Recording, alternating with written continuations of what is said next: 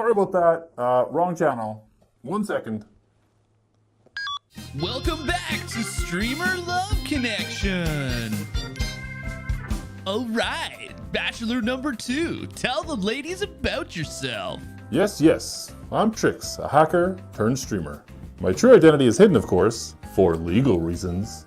I assure you, I wear my emotions on my, well, face. Specialize in playing video games I'm really not that good at for a living. Whoa, looks like lady number 2 has a question. Okay, like, first off, totally sounding sexy AF. So loving it, Mr. Trix. And I guess I would just really like to know what totally makes you unique. And I would totally like to know how many abdominals you have. So sure, I'm a variety content creator. Represent! I truly believe in the power of positivity. Other than that, can't really think of anything else that would set me apart. Nope, nothing else. And also, I have 4.5 abdominals. Oh, sorry about that. I just love that show. So many weirdos. Let me just get it here. You ready? Nope. Ready? Nuggets. Nope. Festive purges from Nope. Ah, here we go. Go ahead, Trix. Take why is content creation important to me for 500 bob. All right, creates a safe place, builds community, gives people an escape. What is the grid? That's right. Yes. Sorry about that. I just keep getting distracted. I think I got it this time. Subscribe now to Trix's Only Oh God. Oh, no. Sorry, here we go. I have it now.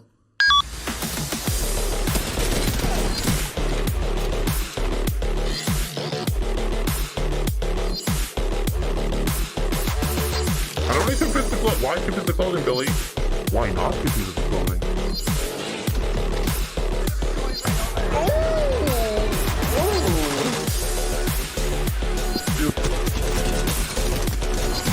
Let's go! You're gonna know it.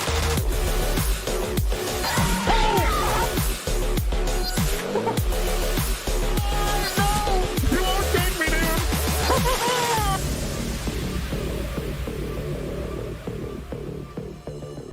Well, I hope you enjoyed that footage, and I want to thank you for your consideration. Take a second And of course, guys oh, for picking me Oh. to be the new Berserk content creator. So excited. All the other people.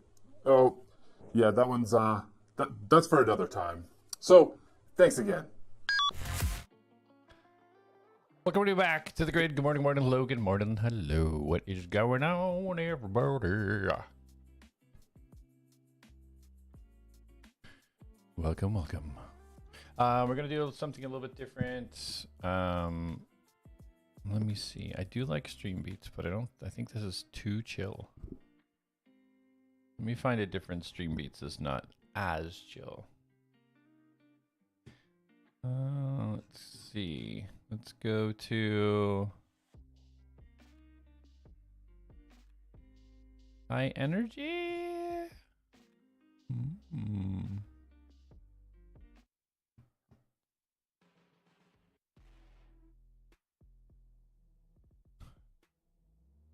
Maybe.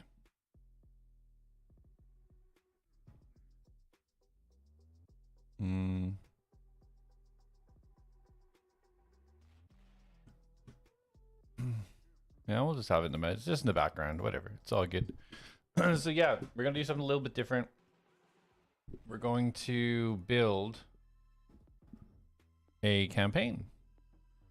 Totally built by chat. So that's what we're gonna do.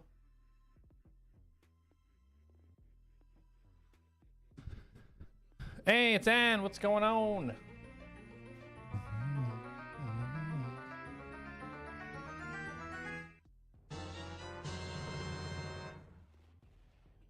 Valbahek just became an elite trickster. Morning and happy 2 years and a month, Trix one love. Hey, oh, happy 2 years and a month to you, Ann. How are you doing today? Being that you have no work, it must be a great day. My Sunday is good.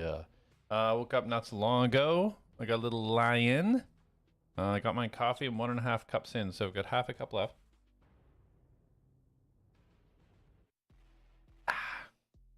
Other than that, good to go.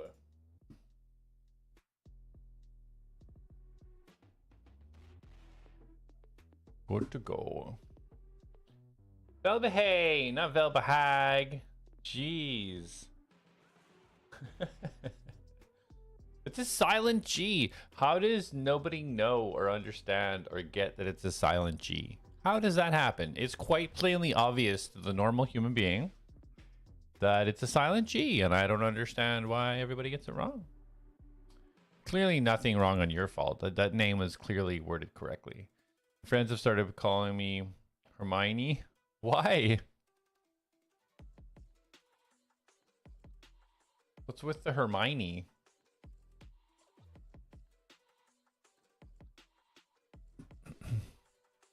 Why for out thou?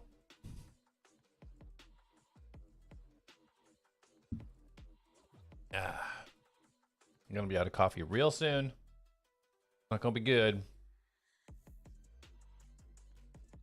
Not gonna be good. So yeah, so what I'm gonna do is I'm gonna let chat build a campaign, a D&D campaign.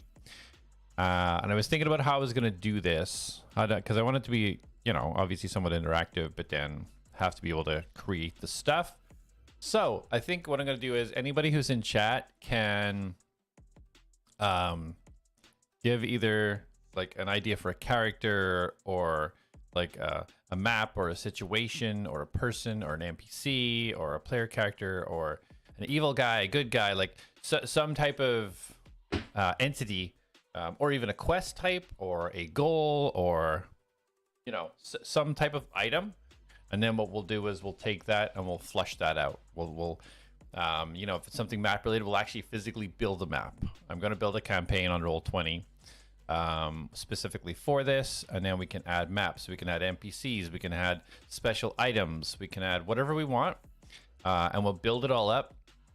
And then way down the line, when we've got a whole bunch of stuff, we'll build the story thread through it. So we'll take it and we'll build a whole story.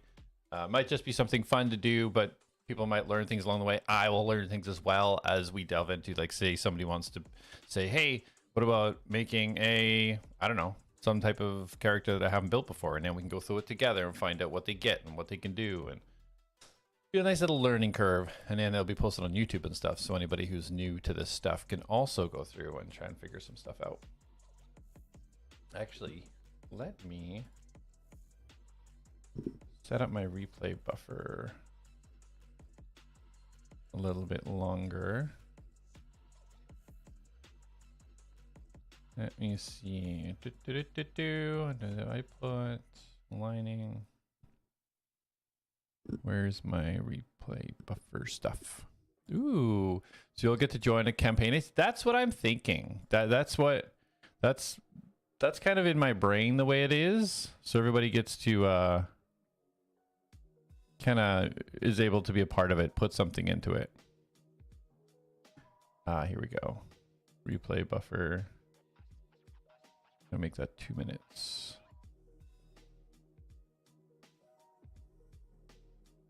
$120 seconds. There we go. Apply. Okay. Yeah, I thought that'd be kind of cool. So if you have this idea for a character, or you've never seen a specific type of character, or an area, situation, a quest, or whatever, anything, and we'll just roll with it. We'll just take that nugget and then just like flush it out and see if we come up with it. We'll even create the character art and everything. I have the AI generator I use for the artwork, so we'll even generate, you know, character art and everything. Or if somebody wants a special item, like, oh, I think it'd be really cool if you had a hat that I don't know, had acid canisters to the side and shot out. We can make that.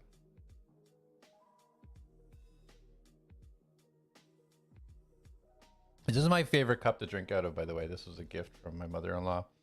So I have the Happy Life one, and Mistrix has the Happy Wife. So we have Happy Wife, Happy Life. Bow, bow, bow, bow.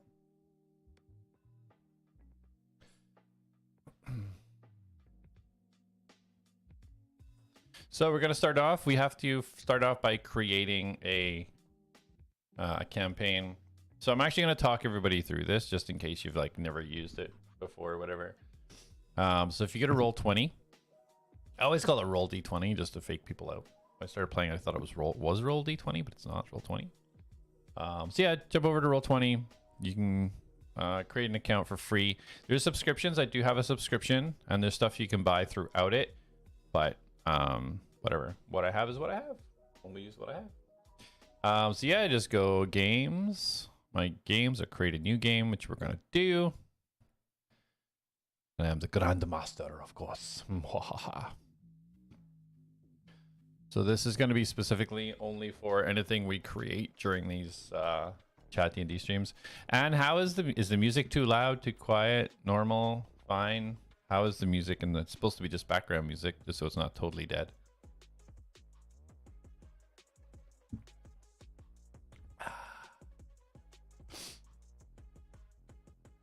Always been curious about the villain NPC characters, for example, goblins, etc. You don't normally play. It would be cool to play one of those who's like redeemed themselves or gotten another mindset and is now more leaning towards good than evil. Yeah, absolutely. Absolutely. I mean, you could have like a goblin that was maybe as a baby found by, you know, kind people or whatever and raised in a different aspect. Or just as a young child, maybe not like born, but maybe as a young child, so that way they still have like a little bit of the heritage, they know the languages and that kind of thing. I don't hear it, but maybe because I have the TV on. Oh, it is pretty low. Let me just move it up. What about now? Turn it up a little bit. It is supposed to just be background. As long as you can hear just a little murmur in the background, it's really all I'm going for, just so there's not dead silence whenever I'm not talking.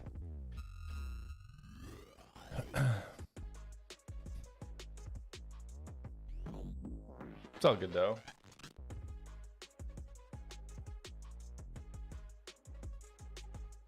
All right, let's start. Okay, and we're gonna do yours first. We'll build an NPC. But you're gonna want him get like a normal villain NPC, but make him kind of good in some way. Okay, so let's start. Let's name the game. So what are we gonna name this game? Tony built by chat. Have more an inkling of a goblin who used to be evil, but for some reason changed their outlook, like a former criminal not doing crime anymore. Okay, yeah, could definitely do that. Like some event or something had happened or witnessed something that turned him around. So the new game is going to be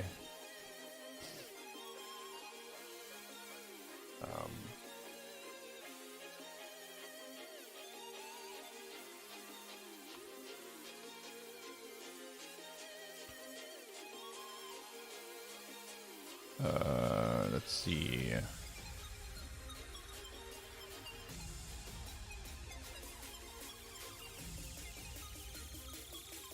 It's gonna be Plains of Redemption. Because planes can indicate multiple layers of things, redemption, you know, something happened or something bad, trying to redeem.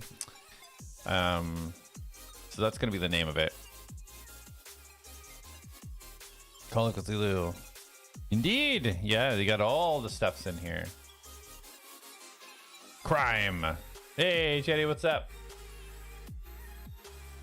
So down here you can you can pick what sheet you want to do for character sheets. We're leaving pretty much everything default. We're not fooling around with anything. So just create the game. Created by me. We do not have an image just yet. So let's create an image. Let's do this. Okay, so we're gonna do. It helps if I spell properly. We are going to we want an image of multiple Planes of existence with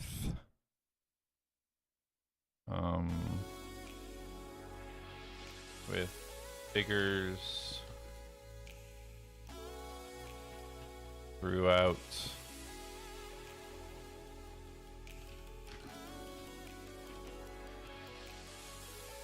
I don't know what it's gonna do with that, because figures looking for redemption is a pretty vague statement, so Grandmaster, not Flash, but Tricks. What? Crime, red eyes. That's vague. What do you mean crime, red eyes? Like I thought we were talking about Anne's goblin. You want the goblin to have red eyes? Yes, I be the Grandmaster. Let's see.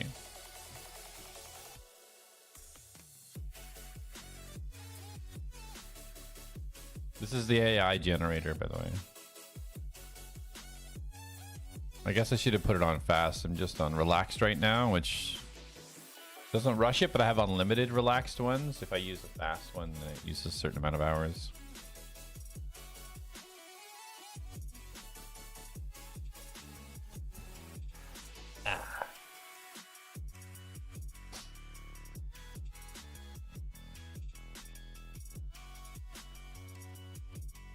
Yeah, I'll definitely change it over to fast once this generates this image.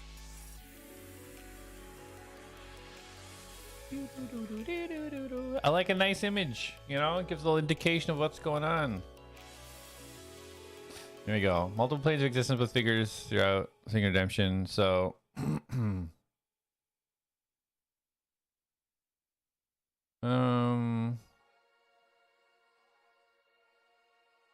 so let's first of all change it to fast.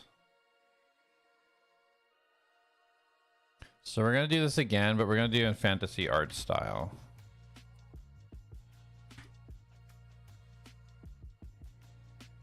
Okay.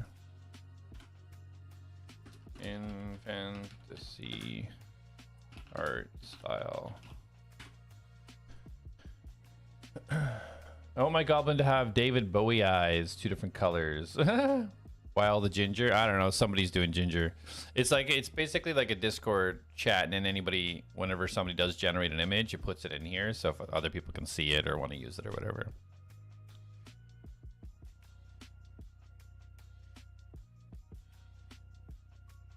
So I like what it did so far, just not the art style I'm looking for, so. Why not all the ginger? What do you got against ginger, girl? Gingers need love too. There we go. That's that. See, I like that kind of thing. That looks cool. So we're gonna do a variation. I kind of like this one, so we're gonna do some variations of that one, where it has sliced in the different people. But we don't need everybody having wings. It's not all angels. Or is it? Dun, dun, dun.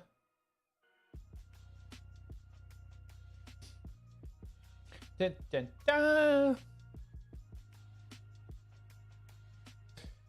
So we got our first character then. So Anne wants an NPC that is like a goblin who has been evil and kind of turned. All right, so yeah, you know what? This can work. This can work. 3 kind of sisters. That can be, yeah, okay, okay. I could see some stuff we could do with that. So let's do that. Let's get the second one. Oops. Second one. Let's download that.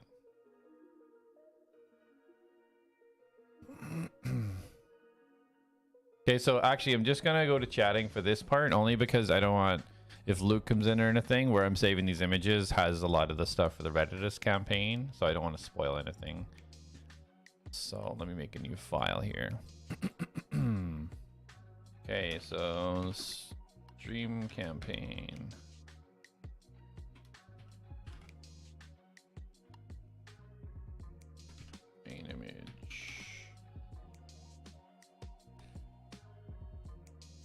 Don't want to be ruining anything for anyone, you know. The veg, nothing. That's delicious. It's very angel-y. It is very angel-y. Oh, gotta be careful. Hold on. I gotta be careful. I don't want to show anything from the other stuff. Keep pictures. Stream campaign. There we go.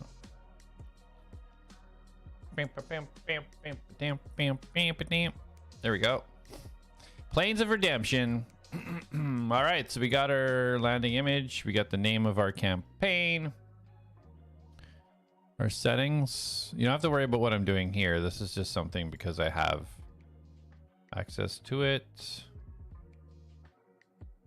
We're going to be using Dungeon Alchemist,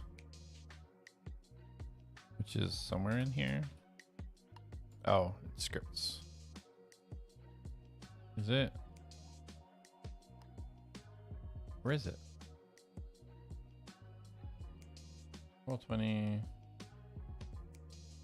The Dungeon Alchemist is in here. Dungeon Alchemist. There we go. There we go. There we go. So you don't really have to worry about this. What this is doing is the thing that I use to make maps has like background info that if we throw it in Roll20, it will resize it to fit perfectly.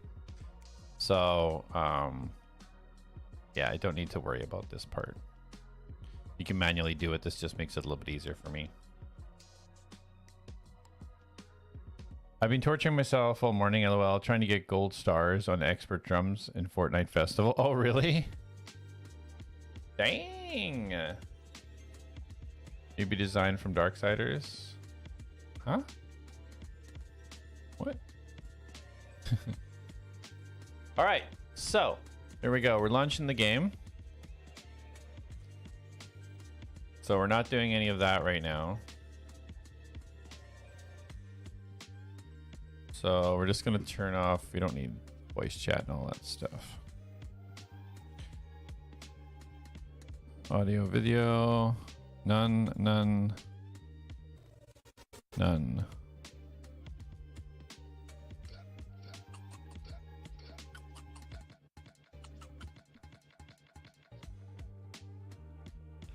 And then we don't need, where is it? Graphics. I don't need my little thing showing here. I guess it doesn't matter. Doesn't matter. All right, so up here. So this is the display, obviously, for the Dungeon Master when you're creating it. This little tab up here, this page toolbar. This is where you set up like all of your maps, right? So right now we're on, it starts you obviously with one, which we have nothing on. This would be like your landing page normally if you haven't started your campaign yet. So you can put whatever you want there. And your players, when they log in or whatever, will start right there. Roll20 is so cool. It is, isn't it? So what we're going to do is, we don't need to worry about this right now because the first thing we're going to work on is Anne's NPC.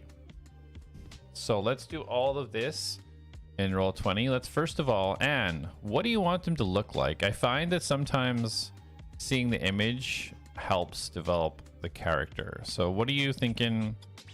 You want to, other than, so okay, so we got two eyes, different colors. Let's see. So he's a criminal, goblin, two different eyes. Okay. Ghostly cowboy.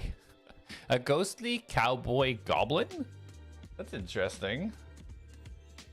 Okay, so let's start off. Let's start off with one. Okay, so we want a let's see, small goblin thief that looks happy and has two different eye colors. Small roguey type, yeah. It looks happy. It's two different eye colors.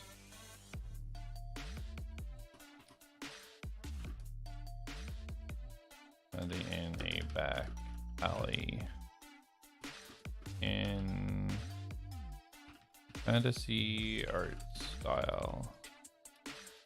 All right, we'll see what it comes up with that. So while that's processing that, we're gonna come over here to the journal, this little journal tab here. And so this is where you can create characters, handouts. So we're gonna create a character. Tricks, I mean Tig, I mean Colin. What do I call you now? How's it going, Finch?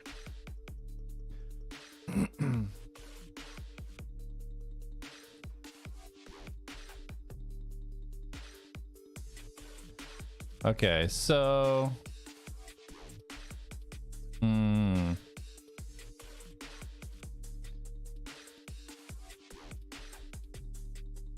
he looks a little bit too happy, doesn't he?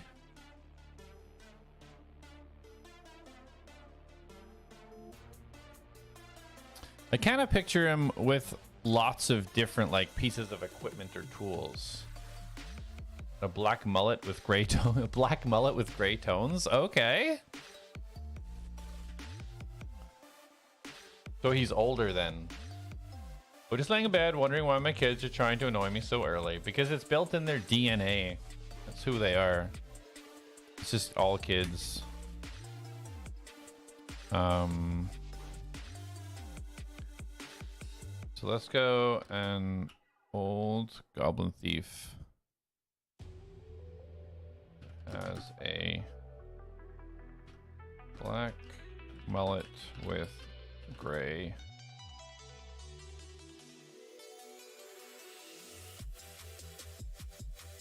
tones.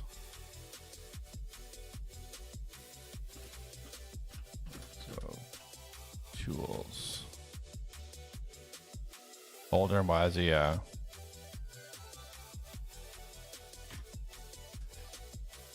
All right, let's see how that goes. So yeah, up here, when you go journal, that'll let you create a character or a handout. So right now we're worried about characters because we want to build our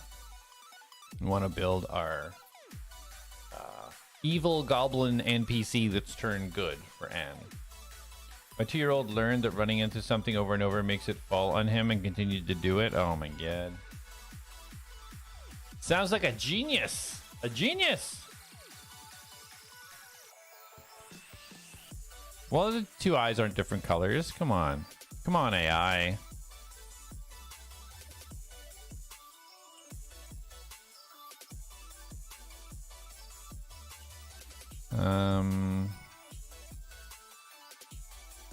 Yeah, let's change that up a little bit.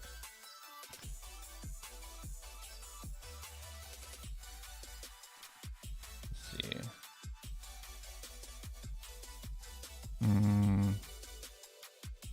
Older.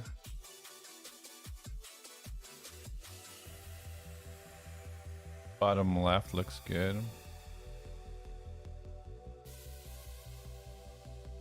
Bottom right. Oh, this guy? He's a bit of a fatter head. Older.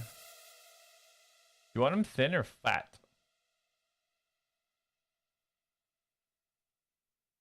I picture him a little bit thinner.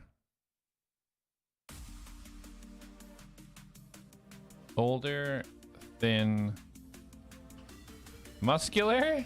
Thin, muscular? Goblin.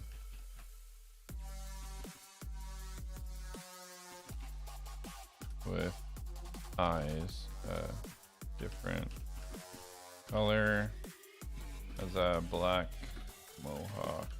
Oh, mullet, not mohawk. Did mullet, right? Or was it mohawk? Mullet.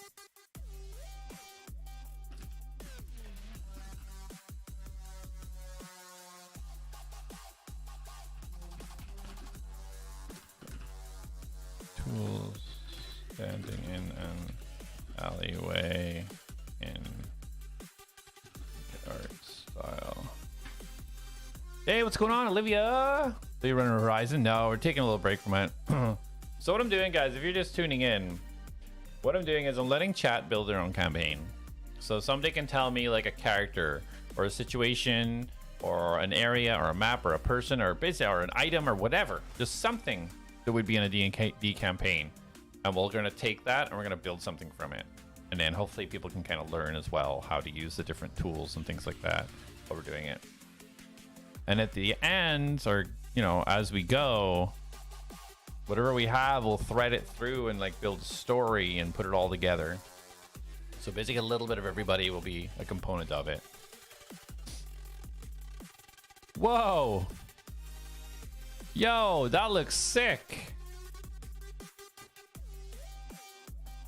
This goblin is looking a little bit more like human-y than goblin-y.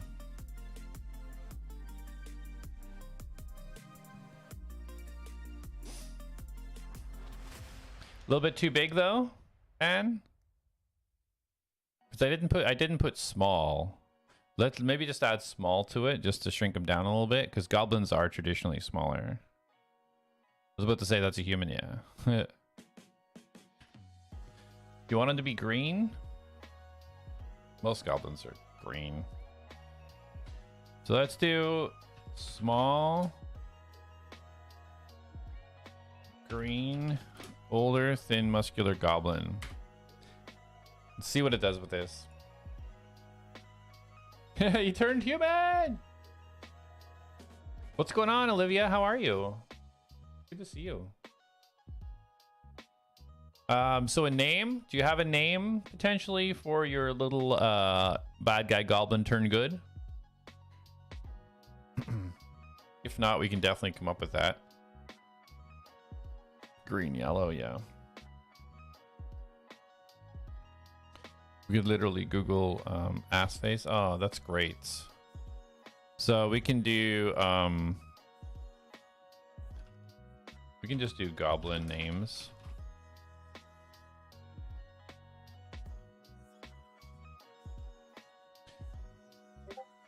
So, oh, it's ready. Oh yeah, look at this little guy. He looks like a Ninja Turtle.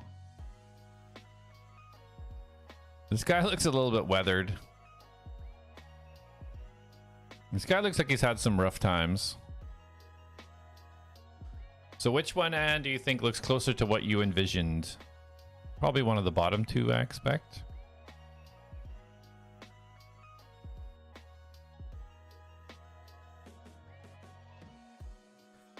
So we can do a variation. We'll pick one of these and kind of do a variation. Can you zoom in? Let me switch over to chatting first. I just don't want it to... Oh yeah, okay. I can zoom in.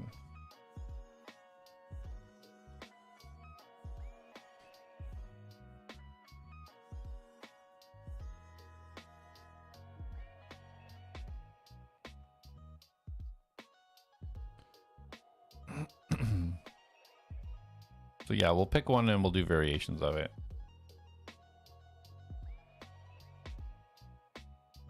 I don't think we're going to use ass face Finch. I don't think that's applicable. Bottom left, I think haunchy dude. Okay, so let's see what we look like if we do variations of that one. See what it comes up with. So for names, Nash, Nimble, Muddle Quick, Zimberflit, Grobbletoes, Ginvy Snicklegrin. I kind of like Ginvy Snicklegrin.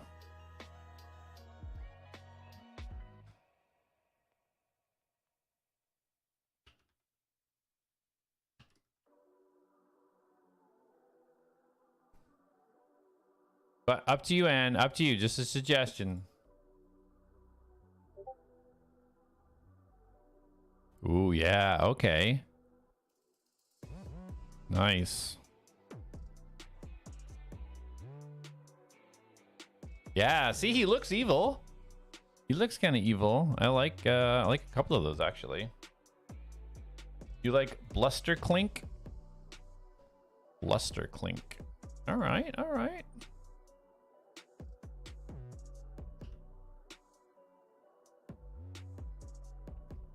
Bluster Clink. Maybe we could just leave a one name, like a mystery kind of thing, like he only has one name. or because he doesn't want to be, you know, found out by other people or whatever. Top right.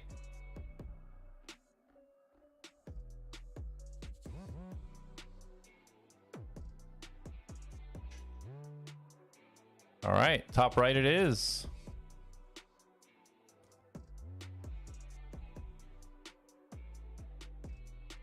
All right, so let me grab the top right one.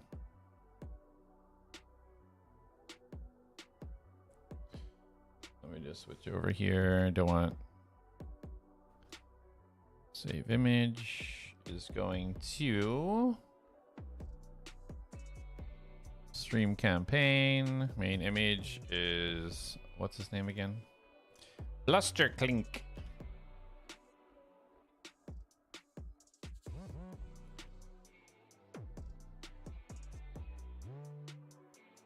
Okay.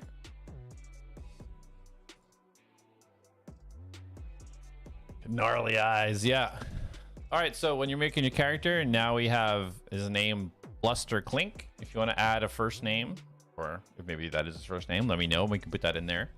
But so from the art, we just downloaded the AI art we just did. So this is going to be his AI art.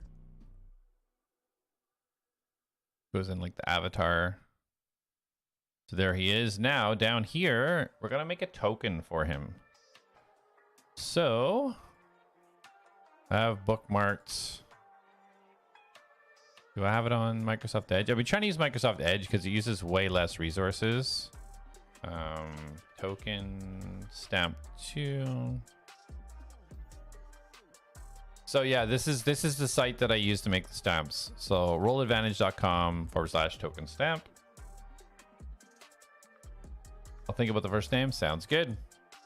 So for this, literally, you choose an image. Hold on.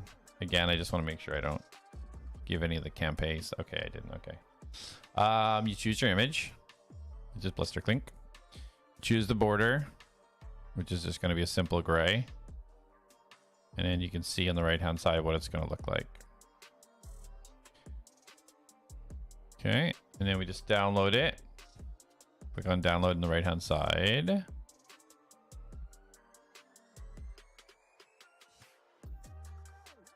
Sorry, I'm just making sure. This is very, you just got to be careful because I don't want to be giving anything away from the main campaign. You know what I mean?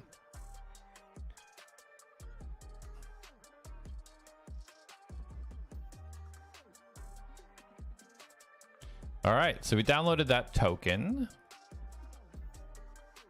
I just have to move it into a token folder.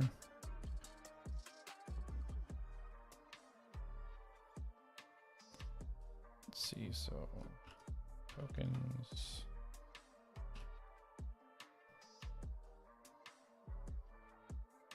Finish token.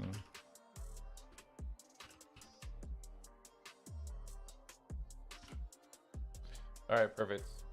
All right, so I just popped it into a folder here, stream campaign tokens, finish tokens. So now we got this finished token in there. So if we go back to our campaign, so we have our character here. So we want to upload and pop in our token. I have to keep switching back because I don't want anything from the main campaign to be shown, and it's all similar there. Let's keep it all in the wraps, yeah. So yeah, so tokens, and here we have our finished token. Keep everything organized, by the way. It's huge to keep everything organized. So anything token based you're making any characters, I keep in one folder, and then within that folder the finished token. All right, so we have them there. There's this token made now. Goblin names look like nightmare to pronounce. Yeah, I know, right? At least you picked one that was nice and easy. Bluster Clink. Can't really get that wrong. All right. So players journals. So these little breakdowns here, players journals, whatever player is in your game, if you select it here, they'll be able to access this within their own personal journal. So right now there's no players. We don't need to give anybody access to it. And then here, who can edit it and who can control it. Again, right now, no players. So if this was, say, Atlas, for example, his character, I would put Atlas here. So it's in his journal, and Atlas here so that he can control it when the token's on the field. All right. So we're going to just put some basic bio and info here. So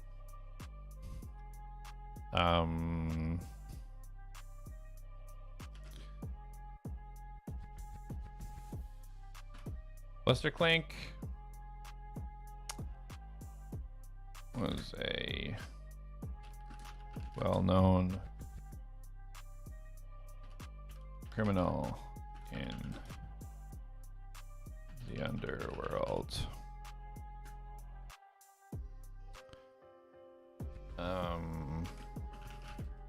Although highly skilled, he never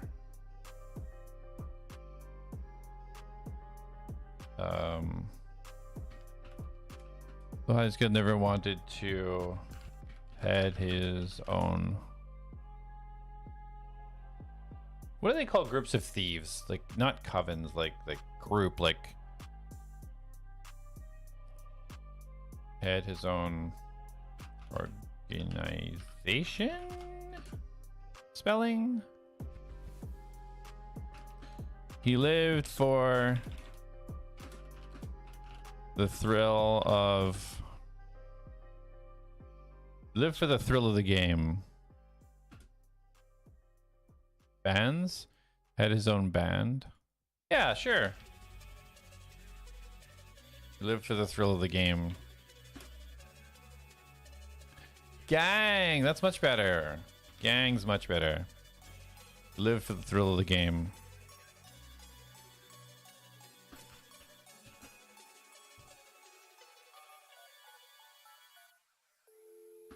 Every heist gave him a rush that could not be replaced. Could not be.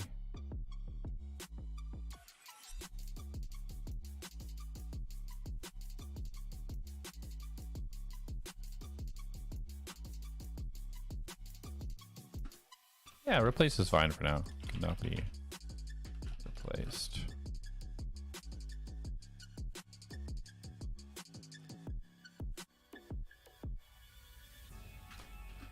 He had little love for violence.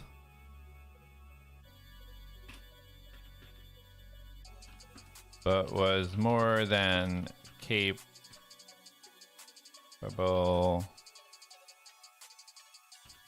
when it came around.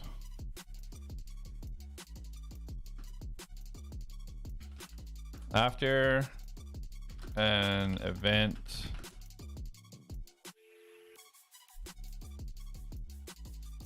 that happened to him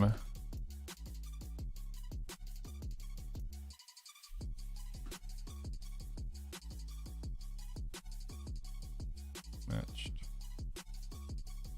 Yeah, good. Could not be matched. Yeah, there we go.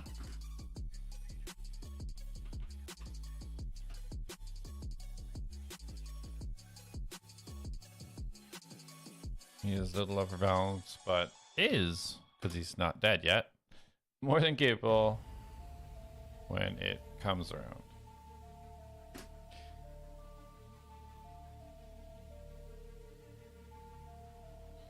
His ideology on how he had lived his life until now immediately changed.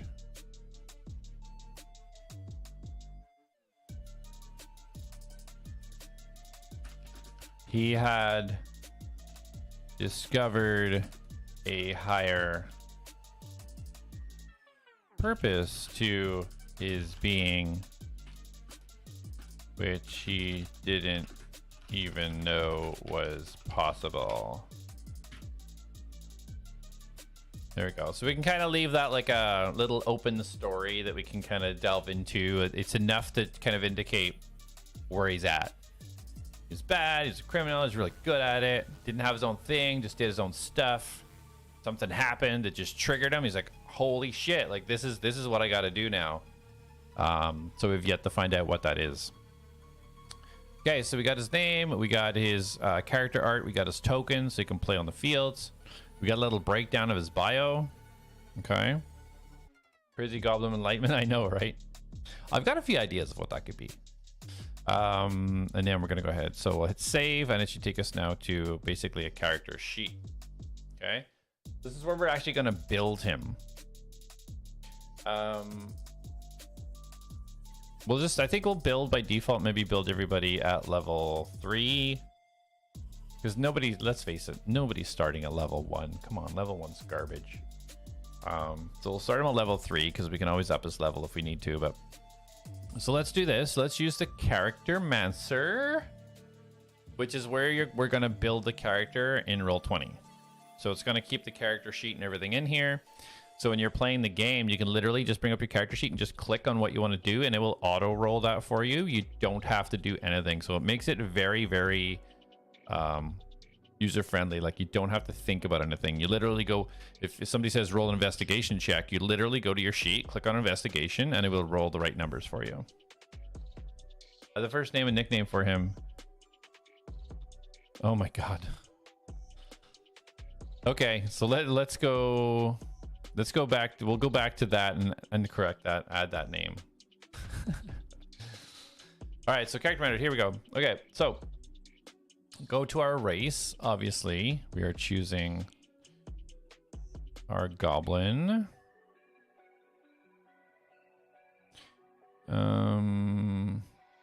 Why is goblin not in here? I guess we'll just custom.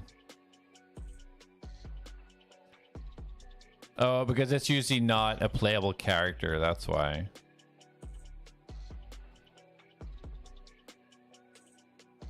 Yeah, whatever. Okay. So, goblin. So we're literally custom, we're making a whole new thing here. This isn't the best one to start with. What I think we'll do is, I think we'll start with gnome as the race, and then just go back and change what we need to afterwards, just for the sake of going step by step. Love giving my D&D characters nicknames. Yeah, why not? So first name is going to be, let me get this right, I Z I Z I Z I C K, and then we'll put little air quotes Izzy. There we go. All right, so we're gonna roll with a gnome setup just for the sake of, this is the first character we're building. I don't want to freaking totally just go 100% custom, so we'll go back and change the race afterwards. All right, so choose a race. We got gnome. Alignment is going to be, so now he's turned good. He was bad, he's good. So we can make him, what do you want to do? Chaotic good? Like he's still a bit crazy, but on the good side of things? Or maybe neutral good, like he's still finding his way. He's definitely not lawful good. So either neutral or chaotic good. I think with the thievery background, he might be a little bit more on the chaotic side.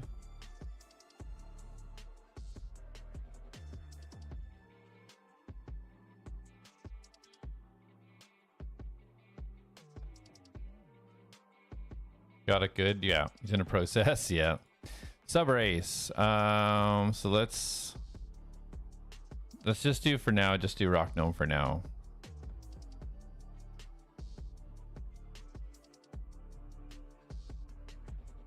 Okay. So next class. So I'm assuming you want like a rogue, right? That was your, that was kind of your approach, because he was a thief. So proficiencies, a thief is going to need sleight of hand, is going to need acrobatics, gonna need investigation, and stealth. Rogue or fighter. Yeah, it makes sense. The criminal style. And being small and nimble. Well, he doesn't look nimble, but that's just because he's muscular. So proficiencies. He's going to be proficient in Thieves' Tools, obviously. And then sleight of hand or stealth. I think stealth would be better.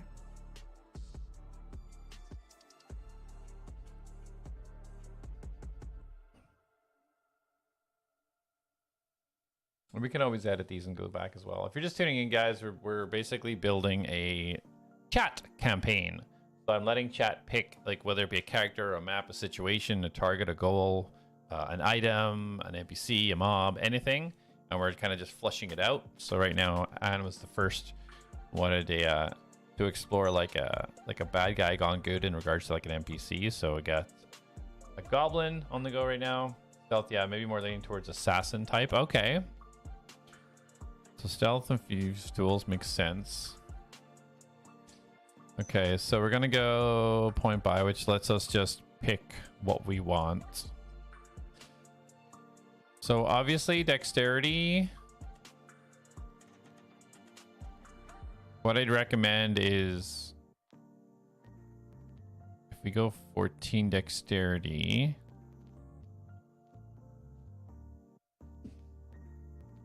So we got high dexterity, obviously, because that's the core component for a bunch of the stuff. What else? What are you thinking is going to be the name? Is he intelligent, or is he more like goes on instinct?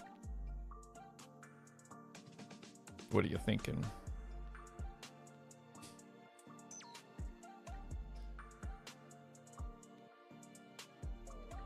Maybe we'll do full dexterity.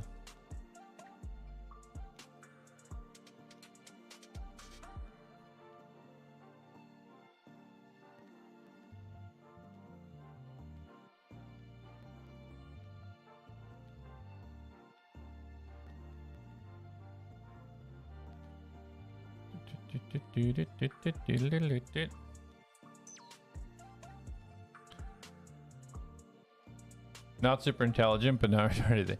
Okay, so let's do it this way then. So intelligence will give him 10 because that's your default. That's like, it's no more or no less. That's like right in there. I kind of see him being, although he's like sneaky, a little bit more charismatic. He'll be able to deal with situations. Or actually, maybe strong. With his strength, maybe a little bit more strong. So maybe we keep wisdom even.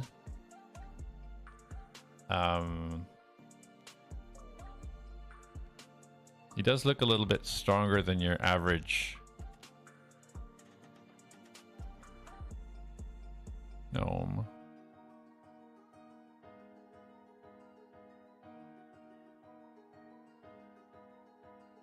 So maybe we'll go.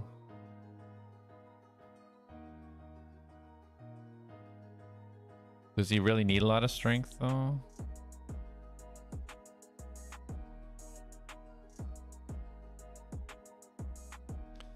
So maybe we'll do that then. High dexterity, strength, constitution, intelligence, like basically well-rounded. Unless you want him to stand out a little bit in one of those. Unless you want him to stand out in one of these categories.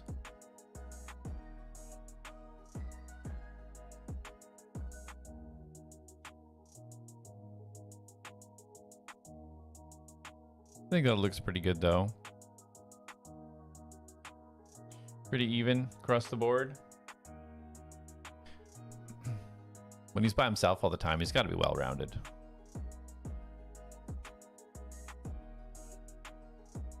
All right, background. So he was a criminal. He gets whatever. These are never matter. It doesn't matter. Dice set. Criminal specialty. Pickpocket. Right? He was like stealthy. He wasn't like an enforcer, like beating people up. That's not his style. Assassin. Sounds good. I like the thought of him doing his with his instinct a lot. Yeah. So a pickpocket or a highway robber is a little bit more out in the open, so I would assume pickpocket would be more his style. Personality traits. Always have a plan. He's always calm. He never lets situations override him. Charity, I steal from the wealthy so I can help people in need. Ah, not so much. All to my friends, not too many ideals, and everyone else can take a trip down the sticks for all I care. I think he's probably at that stage right now, working his way beyond that. Trying to pay off an old debt. I got ill gains to support my family. Something important was taken from me. I aim to steal it back. I've become the greatest thief that lived and guilty of a terrible crime. Someone I love died because of a mistake I made. Let's do something important. These don't really matter because this is all controlled by how you play the character, so it's not really a big deal. The plan, I'll forget it. If I don't forget it, I'll ignore it. No, and seasonal valuable. Really about anything but how to steal it.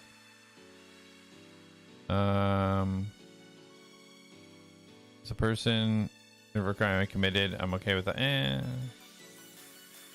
mean, for now, he is okay with that.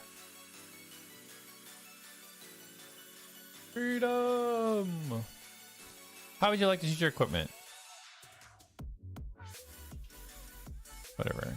So he's gonna just start with a short sword. This is gonna be just pretty straightforward. Short bow and quiver. Burglar's pack. Character doesn't have any spells at this level. Click next to review your character. Oh, because we're level 1. Okay, yeah. We're gonna go change him to level 3, and then we'll pick the stuff. So this stuff doesn't really matter. We'll just skip that. So base character 1 is made. So let's go and make him level 3. Okay, so we're gonna add 2 levels.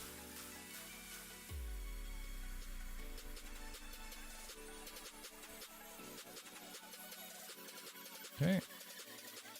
So we're level 3 now.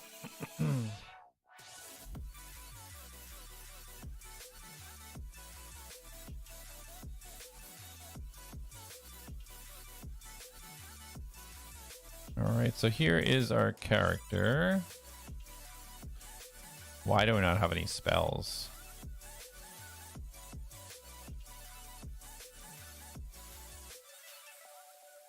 I guess because of what we chose. All right. So here he is.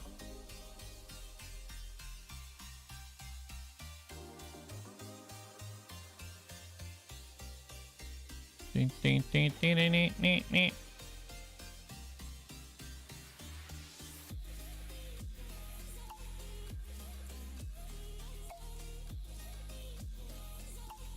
So if somebody said like roll a dexterity check, you literally just click on dexterity and it will roll it in the chat. Well, that was a saving throw, but you know what I mean? Hey, good morning, Jess. How you doing? All right, so there's our first character.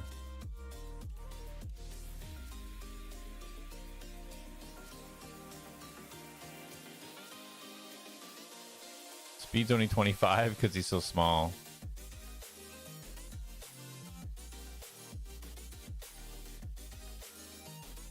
Doing good, buddy. How are you? I'm doing well, thank you. Actually, gotta put some socks on. My feet are cold. 1 second.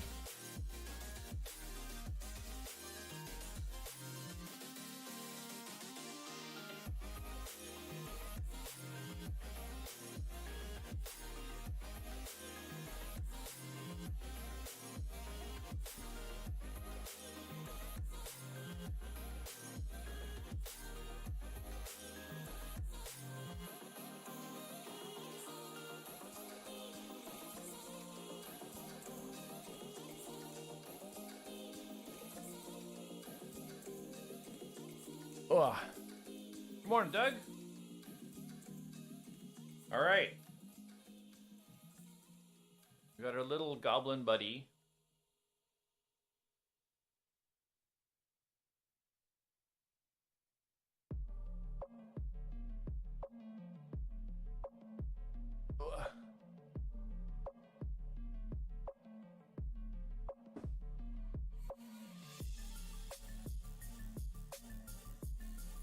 Okay.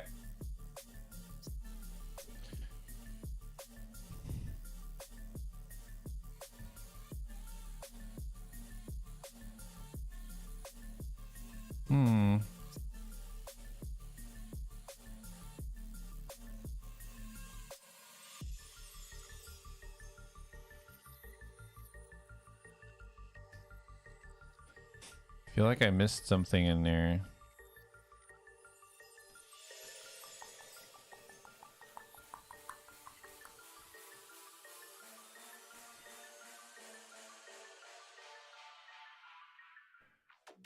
Okay. All right. So we got Anna character builds.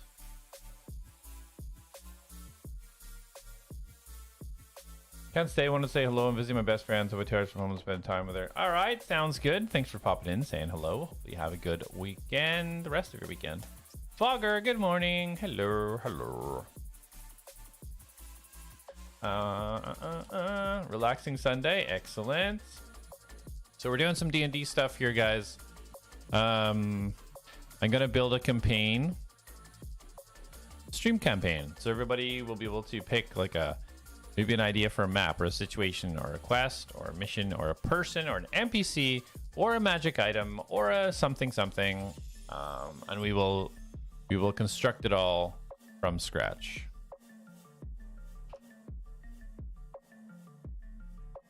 So and build a bad guy turned good. We got a goblin. Right here.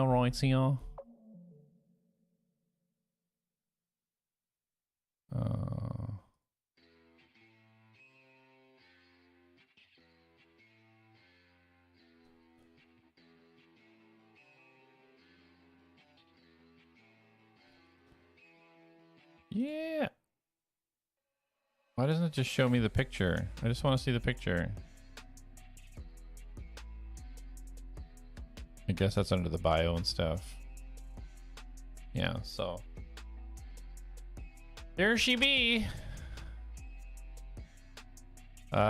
Is it Bluster Clink or Izzy? Mr. Izzy looks cool. All right. Next.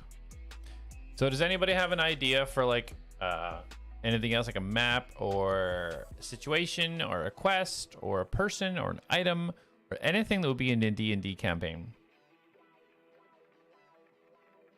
While you're thinking, I am going to get a little snack for breakfast. I'll be right back.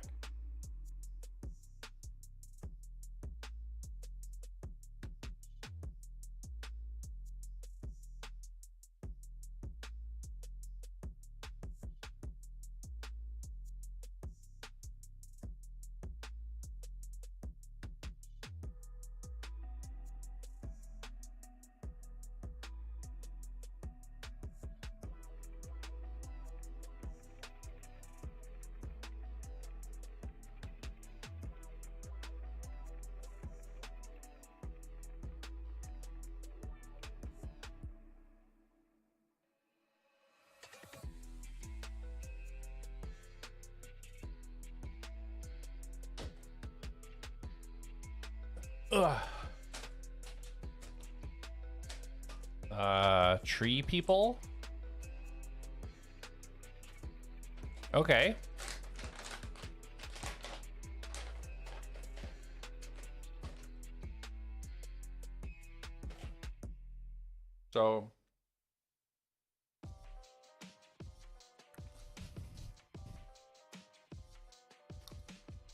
So we could use if you go to your journal,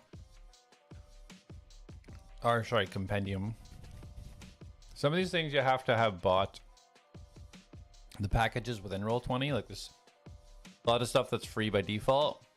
But if you're a dungeon master, it is a lot easier to have a bunch of their stuff, like the Pesha's Guide to Everything and a couple of little books that you buy within there that gives access to more stuff. You want to tree people? So there is an awakened tree.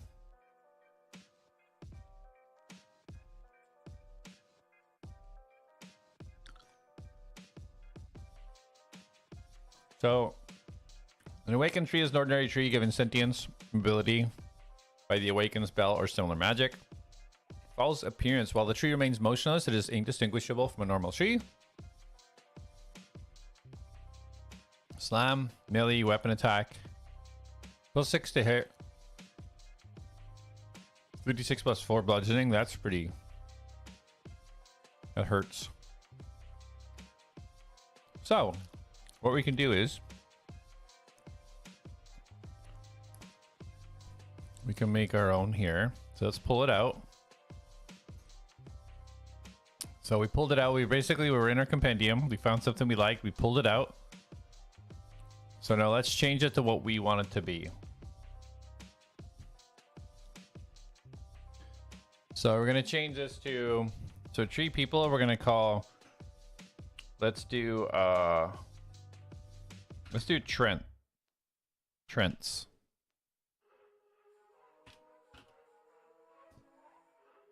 Okay, and so we got to make a image for this. So let's do this. Large tree with a large tree that looks like could move and has a face in fantasy. Oops. Art style.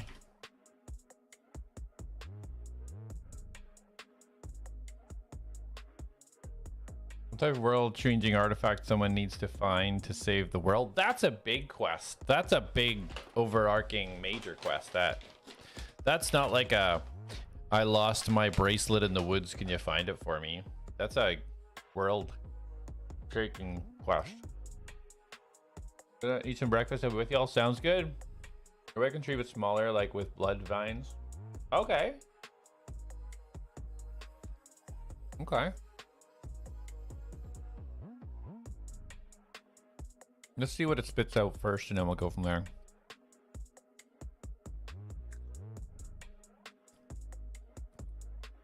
So we'd obviously change the damage then if it's not like a massive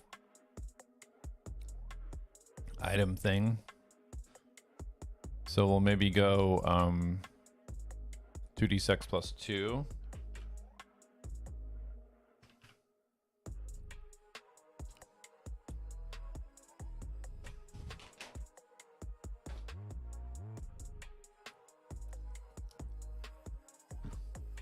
So it'd only be about probably +4 to hit. If it's small, I mean, it'd only be 5 feet range.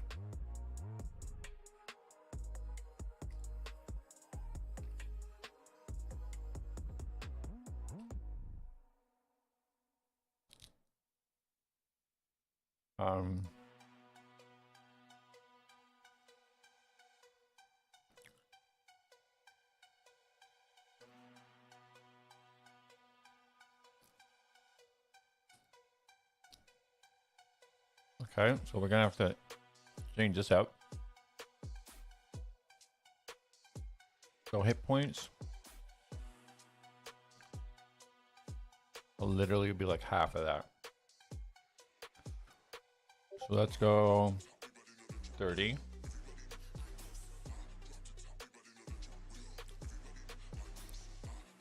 Should be 25 feet.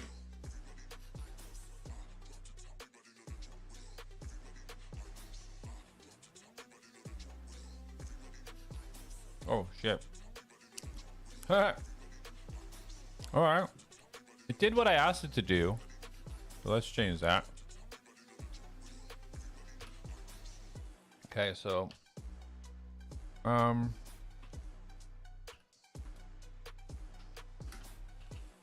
medium-sized tree that has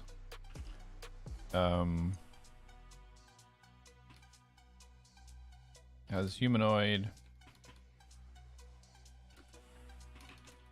Humanoid elements.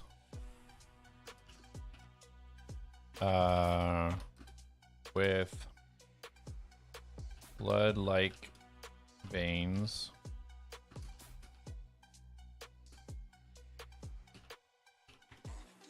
All right, let's see what we get with that.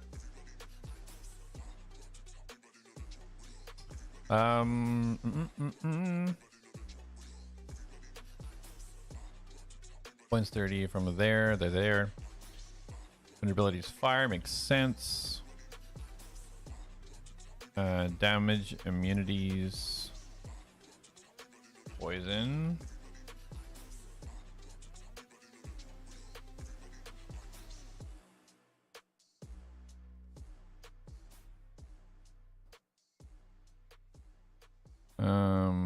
Let's see. What else do we need in here? Need an attack. So this is 5 feet. 6, 3d6. So we said change that to 2d6 plus 2.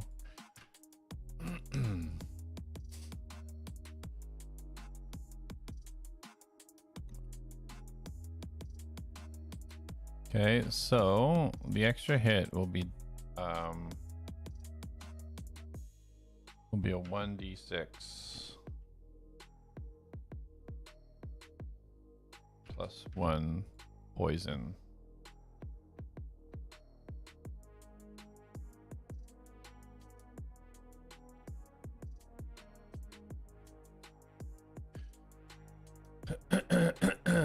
That's not how you spell poison, is it? I'm spelling poison wrong. P-Y-S-O-N, yeah. It's because I read you doing it and I was just copying you.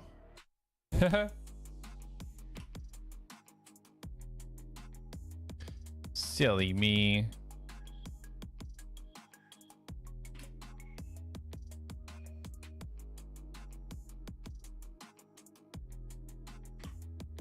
It's all good, man. It's all good.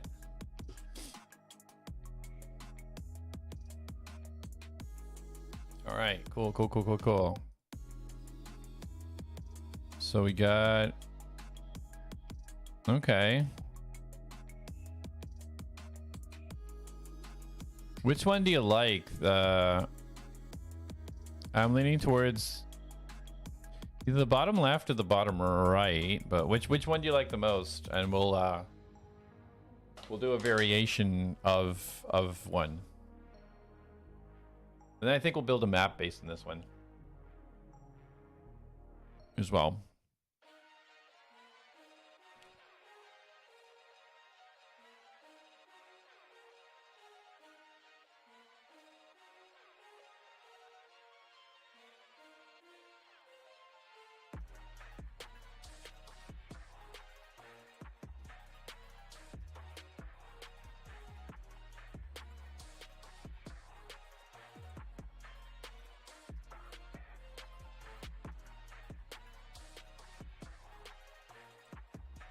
I mean, blending in wise, the top two are better. The other two, obviously, something not quite right with the tree. But when it doesn't move, it looks indistinguishable from a tree.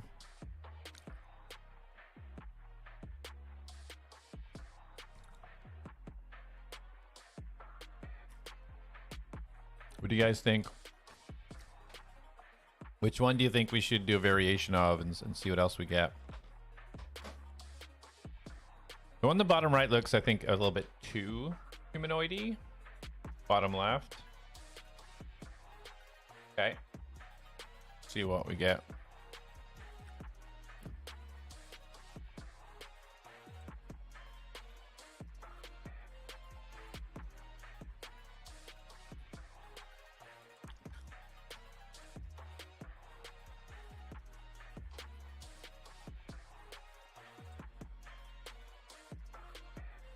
I call them Trents.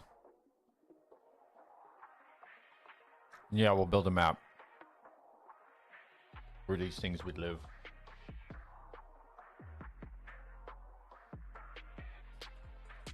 Building maps are fun. You could do it for hours. Hours, I tell you.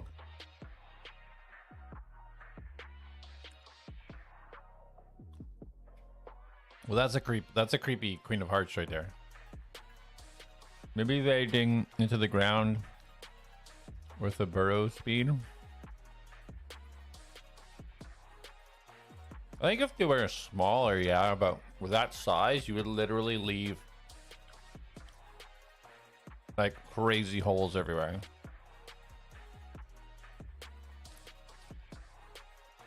I think if there were like little bushes.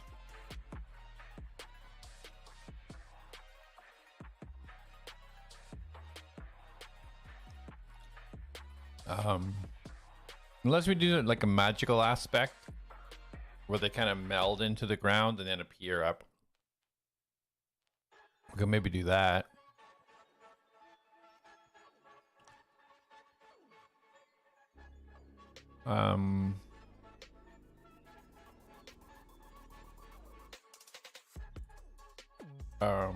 So let's do, let's just call it replant.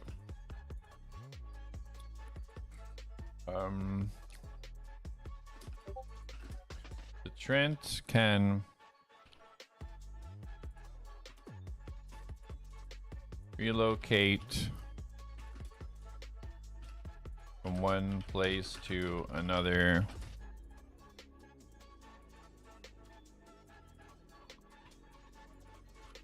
avoiding any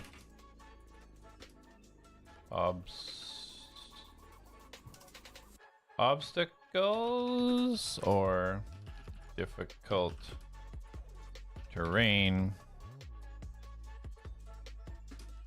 by phasing through the ground.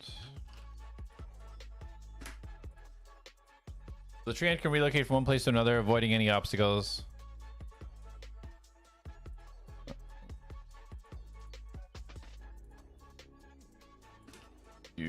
Just use movement. You relocate from one place to another, avoiding any obstacles or difficult terrain by phasing through the ground. There we go. We call it replant. So that's just something they can automatically do when they're moving. Okay, so let's see what we got here.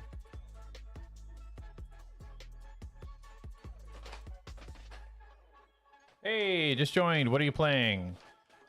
Hey, buddy, over on YouTube. So we're not playing. We're just chatting with chat. Our main chat's over on Twitch.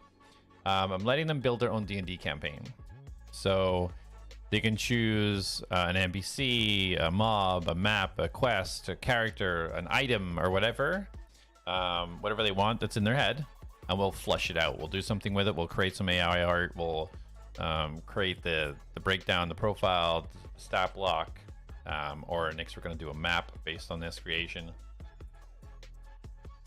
we're going to put it all together. At the end, way down the line, we'll thread a story through. We'll bring all the maps, all the entities together. And have like a stream-based created campaign. So, which one do you think, Chatty?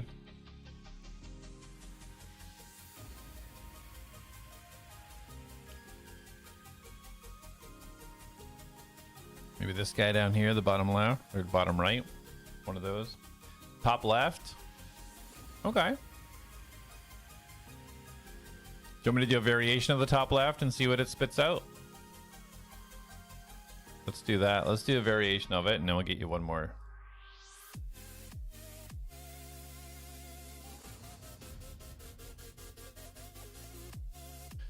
And then we're just going to update the image, update the token.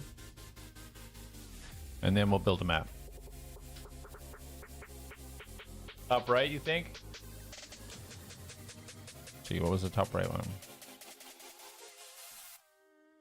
Top right is cool.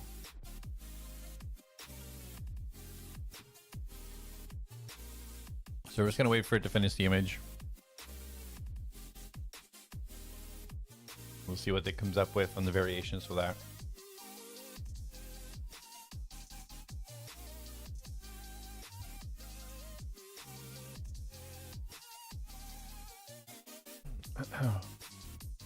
We just got it turned on to relaxed right now. If I put it on, which takes a little bit longer, if I put it on fast, and it burns through my hours pretty quick.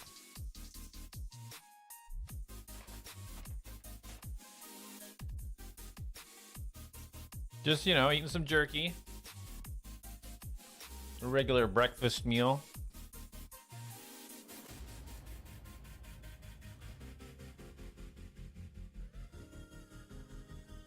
Come on, spit it out. All right. So any of these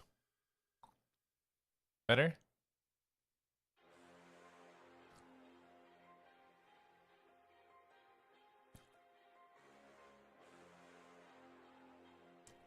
That looks like Venom in tree form, honestly.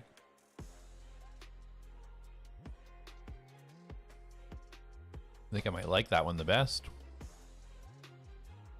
All right, chatty. One of these or one of the previous ones?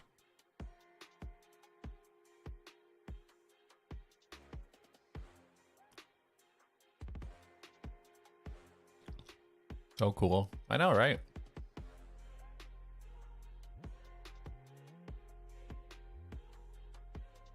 So when I make the map for these guys to live in, it's definitely gonna have to be more of a dead forest as opposed to a nice flush green forest.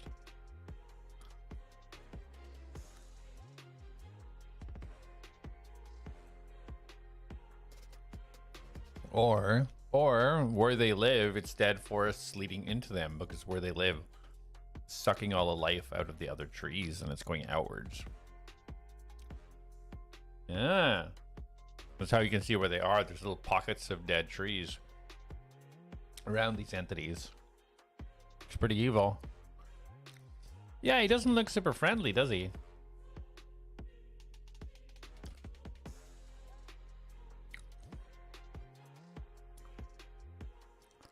All right, so I think we're gonna pick top left. Give you guys like a minute, and then if I don't hear anything, then I think we're gonna go top left. He looks most like Venom. Not that that's what I'm going for, but it looks cool.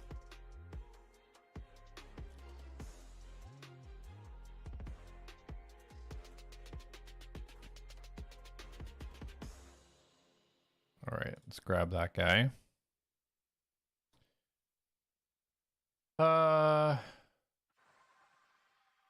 Why wouldn't it give me my recent ones? Because I don't want to, again, I don't want to show the other stuff. Pictures. Stream campaign. This is the Trent. Okay, so again, I just saved that to my computer. And now we're gonna choose the Trent. Make our token. There we go, it looks good to me.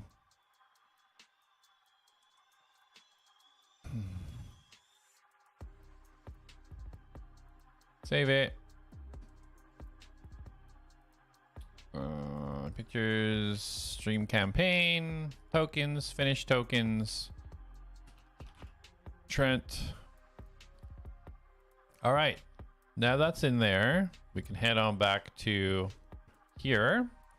So we're gonna remove this and we're gonna put our main character art in.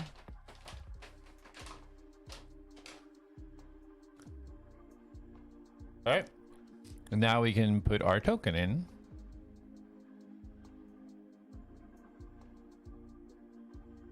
Okay. It's got all the traits and stuff. So we can save it. It's got it all there. And now that we've created that, because we've customized it, it now exists in our journal. So anything you customize or create is going to flip over into the journal. So anytime we need it, we can pop it out. So that will stay in there. So I would say that is more of a NPC well, more of a mob, unless they're gonna speak. I don't know if, yeah, we don't, yeah. So we'll just put a mob for now. And this is how you're gonna organize everything. So your trends, you're gonna drag it underneath the mob. All right.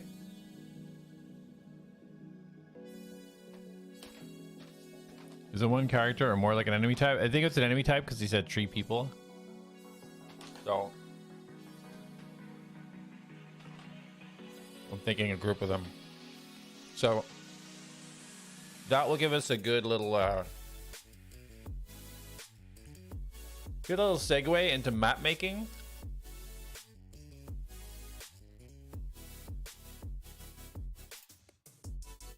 So we're going to use on Steam. I'm gonna use this Dungeon Alchemist. This is a program I'm going to use. I'm just switching it off for a second only because I don't want it to. The last map I was making is for the campaign, so I don't want it to like pop up on screen.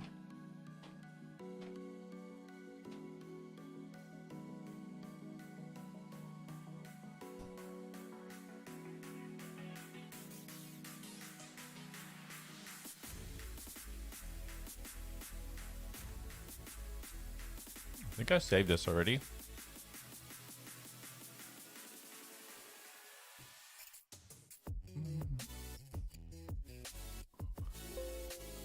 Okay, it's saved. So let's do a new map. Whatever, it doesn't matter. Just to get that off screen. Okay. Okay. So this is Dungeon Alchemist. So secretive. Geez, I know, right? I don't want to give anything away from the main campaign. So this is Dungeon Alchemist on Steam. It's not cheap. It's like 50 bucks or something. But if you're DMing a lot or planning on doing like a massive campaign, it's awesome because you're literally, you can find lots of free maps online and stuff, but this way you can exactly customize exactly what you want. So for this particular one, we're going to do new map. I'm going to want, so the terrain for these weird tree beast things, we're going to do forest. So elevation, do we want hills, mountains, flood? What do we want? I'm going to say flat just so we can work with it ourselves. Vegetation, I think we should do an evergreen forest.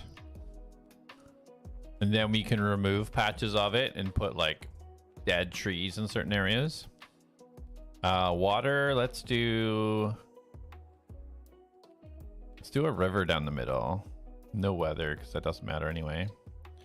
Room placement will be, yeah, water levels. Fine if we have any rooms. All right, so this is all like AI, but AI. So let's create it. Okay, so this is the default map that it generated for us. So now you can use this for all tabletop games. Like it's literally 3D, so you can export it in such a way that you can use it in other tabletop formats. For us, really the top down only matters because that's how Roll20 is. It's gonna lock in on the top down. So I actually don't want the river. It's taking up so much space. So where's our terrain? So we're going to the terrain. So all these items down here is how obviously we customize the map. So I want to take out the river or at least get rid of a lot of it. So we're going to raise the terrain because there's a river because it's so low, right? So I'm going to raise the terrain here. Dry it out a little bit. Okay to have one or two little patches, I suppose, but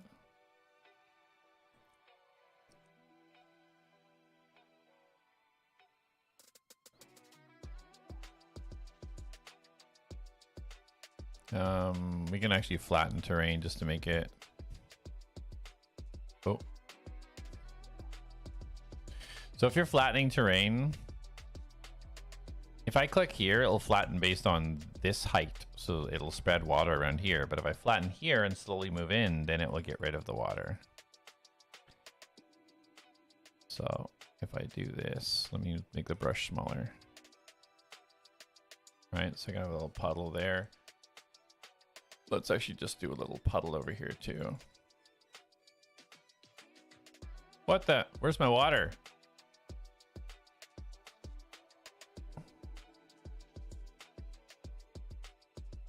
Thought I was gonna put water in there. Oops. My bad. All right, so a little patch of water over there, whatever. So there's a lot of rocks that we don't need. So if we go over to items here, we can erase object. Well, actually, we don't even need to go there. If we just go objects and then click on it, we can just hit delete. So we can get rid of a lot of these obstructions. We don't need all these rocks for what we're making. It's nice to have the odd one though. It gives a little bit of, you know, a little bit more feeling to the area if it's not just plainly trees. But what I do find is the players get a little bit locked in on something. If you've just left something in to make it look like, you know, that would probably be there. You're like, wait, what is this? Why is this here? There must be something with this rock. Why would it be in the middle here with 4 other rocks around it? You know, you gotta be careful. Okay, so I think what we'll do is we'll put a bunch of trees and then start clearing out where we want everything to be. So we can do that under terrain. No, it's not terrain. Items, nature, and then paint. Which that's just kind of just paint a whole bunch at once. So we're gonna go like evergreen, bigger brush. Basically, we just click and drag it and it'll like fill it all in, the trees. So now obviously we need like a path or something. So for this, we'll maybe say that they're going, we make a path out by the water. Want to create a path first of all. So they've got an option to go out this way. An option down here.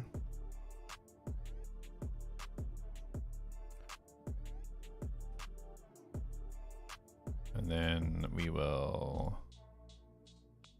kind of close this off a little bit here. It's a really cool program. Right, Doug? It's a lot of fun, man. When I'm building the maps, I have a lot of fun. So we're gonna, yeah. So we'll say they're coming in from maybe the north here. I mean, it could be from anywhere, but okay, a little bit of an obstruction there. And then what we want to do is we want to scatter a little bit of dead trees, because I think that these other entities would be like taking the life almost out of the other ones. So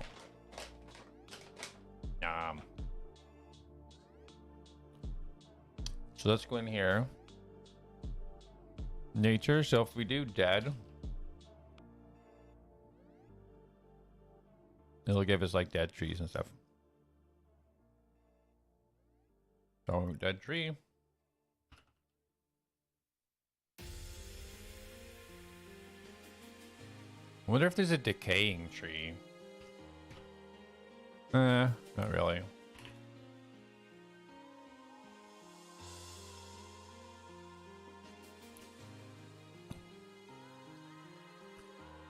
Okay, so that's a tree down on its side. So you can copy this and just kind of like place it around. So that's where we'd maybe have one right there in front of it. A tree there. Backdrop my AirPod behind my washer. Oh, that sucks. That sounds like an ordeal. Man. I see what you did there. Sounds like it.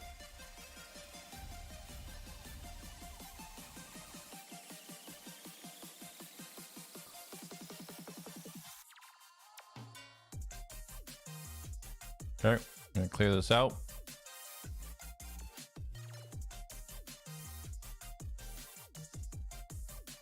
So these dead trees can actually symbolize the entities. Maybe one down here too. Hey, Luke, what's up, dude? Yeah, I'm doing... So what I've decided to do is I've decided to let this stream make a campaign. So basically they can pick like an NPC or a magic item or a map or a quest or a player or anything they want. There would be in a D&D campaign. And we'll just take that one idea and just flesh it out. Whether it be a character or a map or whatever. And then we'll keep a whole track of them all. And roll D20. I created a campaign. And then when we get a whole bunch of stuff, then we'll thread a story through it.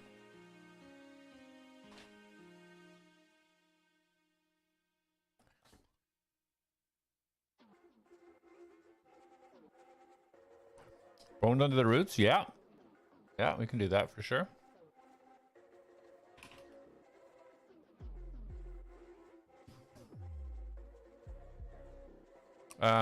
We will actually paint the bones because they look a little bit better when they're painted.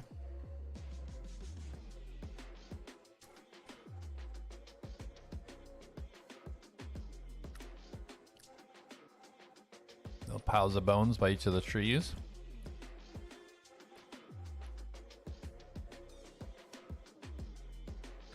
Anything else? Should we have something hidden here for the players?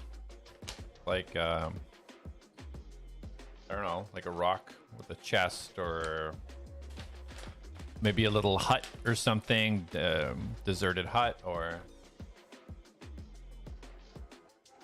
It's always good to have something like of specific interest rather than just like a combat area, if you can.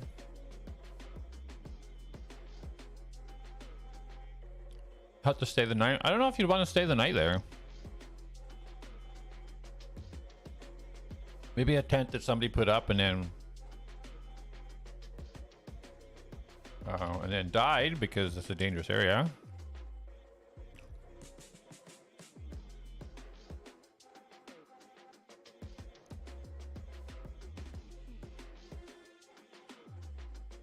Maybe somebody did set up camp here, but it's all wrecked.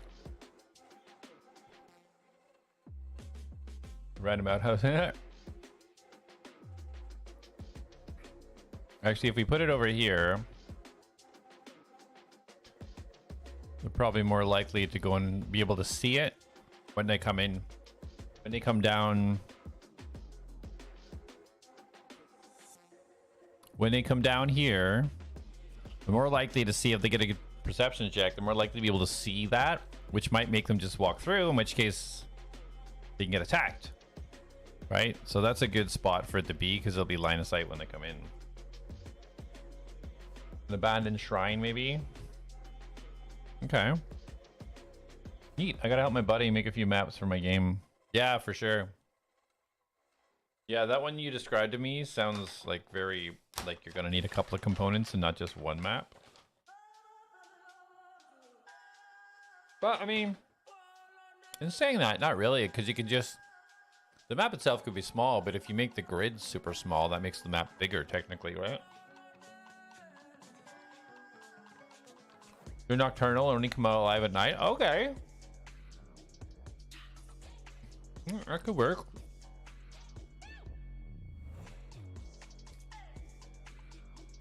Okay. Do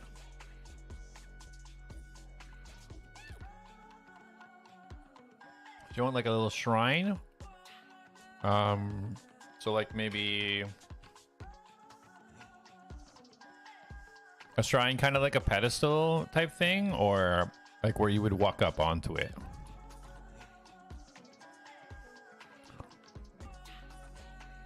Oh, what the snacks you're having? This is what I'm having, and I'm not sponsored, but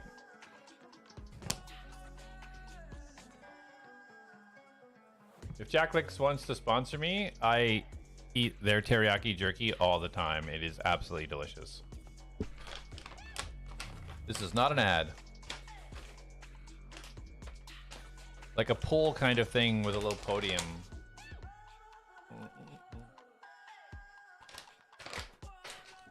A pool thing with a podium.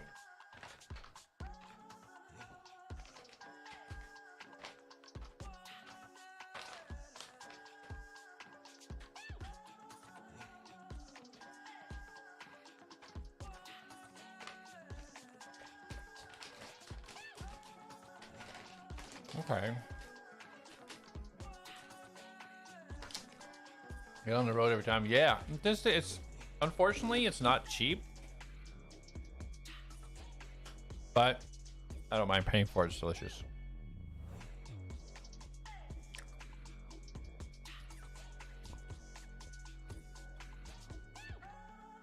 Podium with a pole. Okay.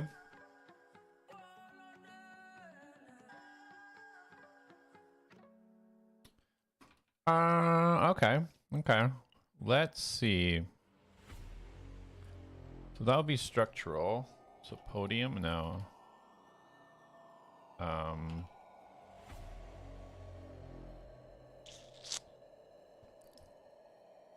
Like a little pedestal thing here. Maybe by the water.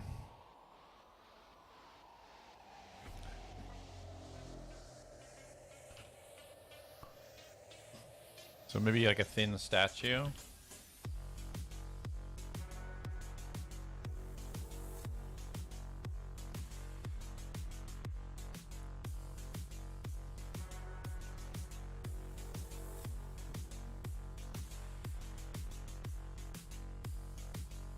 It's a bone statue, bone spire. Right there, maybe? Statue for the druids that live there.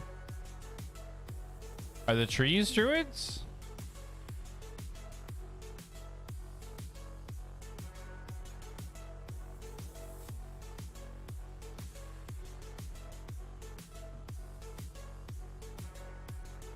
A sculpture hand. There's a gargoyle statue you could put right in the middle. Or on each corner.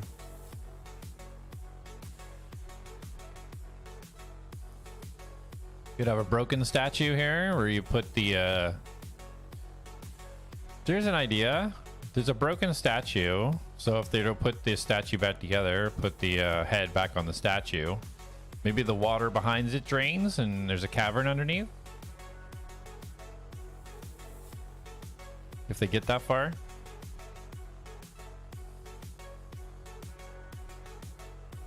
Maybe the shrine can have old text on it, like hieroglyphics. I can't spell it. Yeah, yeah. But they got to figure out a way. It doesn't just like set it on. They got to figure out a way to keep it there long enough for it to attach.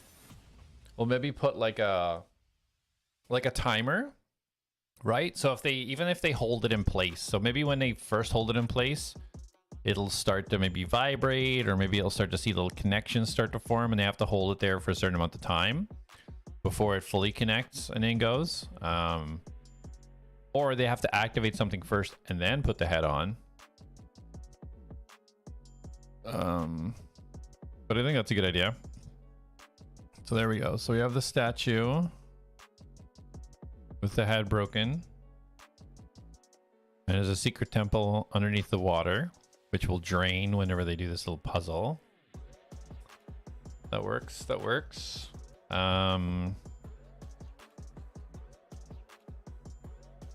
Seems a little bit too simple to just put the head on the statue, though. I think there should be something else to trigger it, or to have to do for that to work.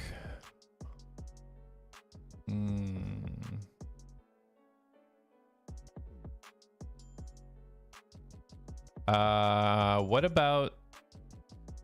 I know. What about? So what we'll do is we'll put a bowl, like a little sacrificial bowl type thing right here. Okay.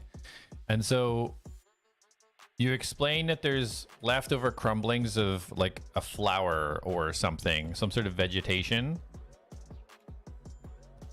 that is burnt. Do I have anything that's just a flower petal? So here's some purple flowers. So if we put the purple flowers in there. Okay, so here's the deal. So it's got some like burnt paper, purple flowers in it.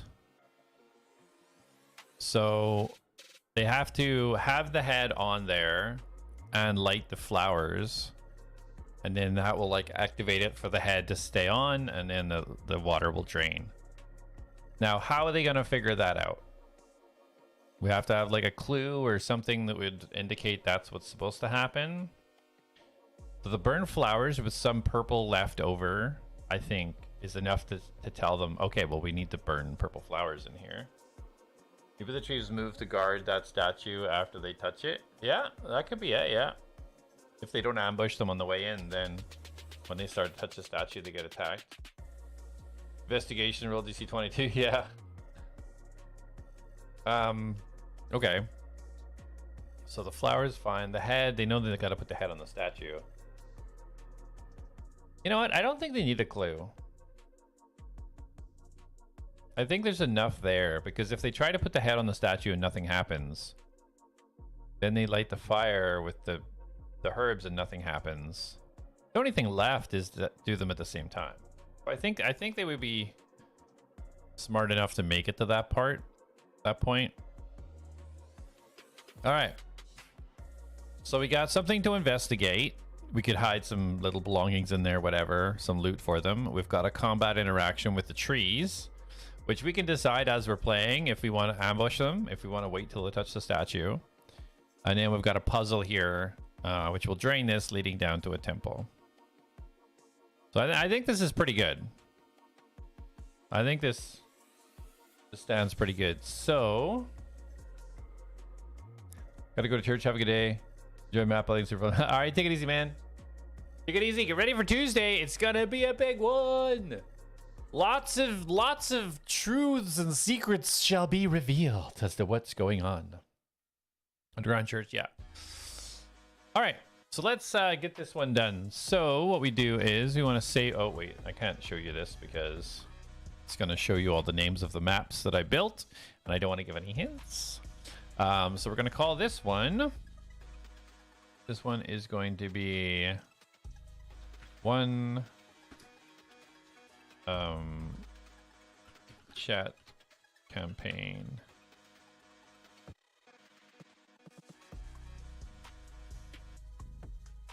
Trents, because that's where the Trents live.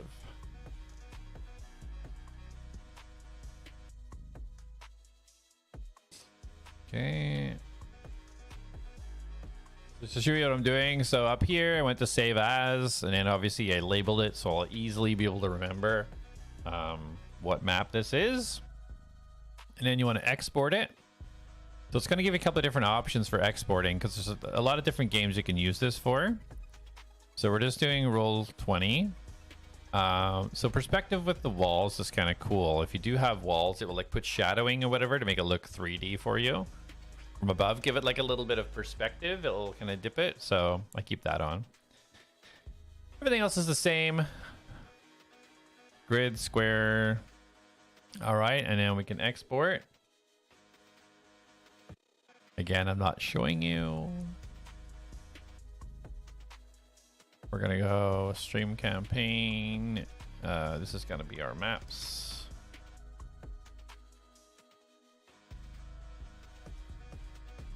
Called Trents. All right, so yeah, whenever you do export, just find the spot where you want it to go. Stay organized. I can't stress this enough. Put stuff where you know it's gonna be. So here's it'll create you the actual map and then this text file, which I'll show you what to do with if you have a subscription on Roll20. If you don't, then too bad. Okay, so that's that complete. So let's tab on out of here. All right, now So we want to put our map in play. So how we're going to do that is we go up to the page toolbar. We have to create the new area. So create new page. Okay, so here we are. So we got to click on it. That will move us over to that particular page. I forget how to adjust this.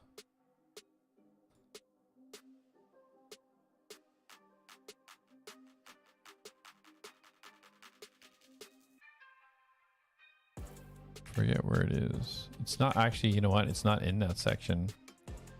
It's somewhere else that I don't remember where it is. I think it's maybe in the main area.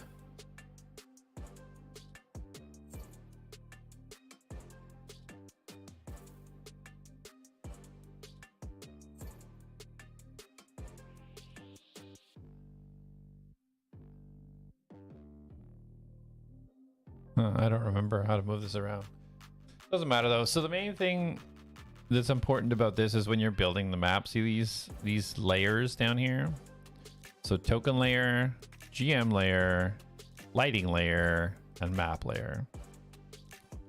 So what we want to do is we want to make sure we have our map layer selected because that's what we're going to put our map into.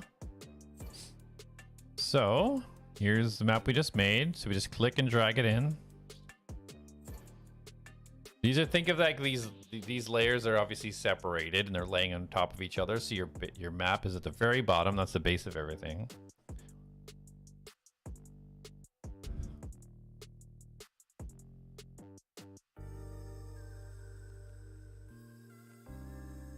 Okay, so if you don't have a subscription to Roll20, I would say fit the page, and then it will fit this map into the size of the page.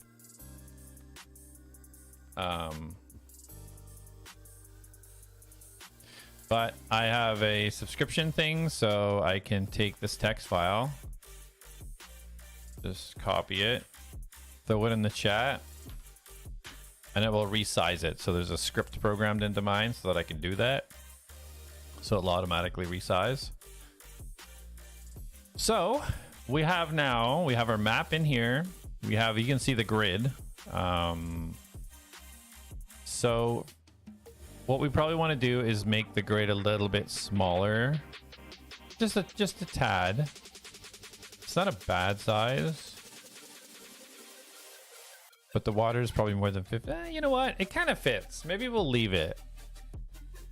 Because if you think about things in perspective, a tent, 5, 10, 15. So that's about 12 foot wide, which it gets is realistic for a tent. This is like 10 foot wide for the statue. It all seems pretty normal, I think. Now the grid is super standy outy, right? So anything we want to adjust with the permanent settings of this map, if you go back up to your toolbar, you want to adhere to this cog setting, the page settings. That's where we can adjust pretty much everything. So down here, I have been previously changing mine just a little bit smaller, 0.75 instead of 1. And that will change the grid size just a little bit smaller. And then, so opacity for the cell width, I turn this down a bit because if it's up here, it's very clear. I want it to be a background thing, not the main thing. Dynamic light movement, that's advanced stuff. Fog of war. So if you turn fog of war on, when you go in the area, everything will be black. So I'm not going to do that for this, but it is a very useful tool for uncovering certain parts as they move around. GM opacity, I'll talk about that later. That's when you're putting something on the GM level and for you to be able to see it. And audio play on load is pretty cool. If you add music to your playlist within here, you can have it auto load that song, play that song when you click on that map. So we'll save that. So now you'll see the squares have changed, just slightly smaller. So it just gives us more movement around, and then in combat you get a little bit more range. Okay, and then I want to title it. So this is the Trent's home. That's what we're calling the living tree things. So if we go back on our journal, we can actually see we have the trends here, right? So we're on our map layer right now. So anything I do is affecting this map layer. If I go up to the tokens, this is tokens the players can see. So if I throw Izzy out there, the players can see that. Okay, but now if I go to GM layer, only the GM can see this layer. So what I can do is I can pull out, if I want a bunch of Trents, let's make them, they're not huge, they're just going to be normal. You wanted them normal size, right? So hold on a second, their health is not.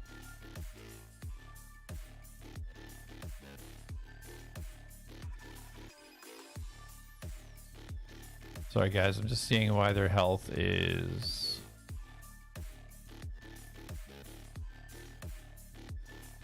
We didn't want their health to be that much. We halved it to 30. Which I thought we edited, but whatever. See his health at the top there, so we're just gonna go, we wanted 30 health, so I'm just gonna minus 29 for now. So if you tap minus 29 in this, I'll change it to 30 just for now, so I don't have to play around with it. So once you've got one configured the way you want it, you can just Control C, Control V, and it'll paste it in there. You go over here, put one here, here, I went over by this tree.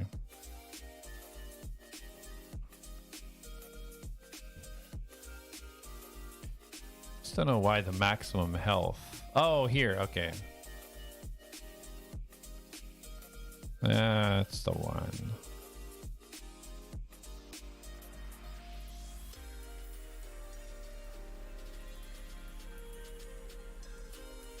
That way if they get healed, they won't overheal. Okay, so the players can't see these because we're on the GM level.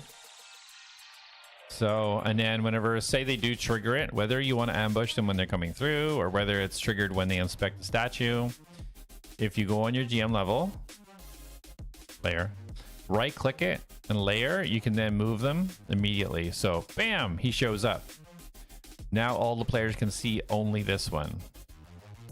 And then you have to go to the token layer now because he is on the token layer to be able to move him. Right? So you can only interact with it when you're on the same layer. Okay, and then so he runs back into the trees, out of sight. Bam, flick him over to GM again, and now they cannot see him. And you can't interact. You got to go back on the GM to interact with him. So that's how you can set up your combat before the game and be prepared. Putting them all in the GM layer. And then that way you can quickly right click layer and move them as you initiate the combat. Bam, bam. All right, so that's a pretty good little setup, I think. Ooh. We got the entrance from the northwest. We got potential combat here for an ambush or waiting for a trigger. We got a puzzle. We got a little abandoned thing here where they might be able to find something, some items when they fix this puzzle. So the puzzle, this is going to drain and ladder down to something below. I think that works, huh? I think that's pretty good for just coming from one of the mobs.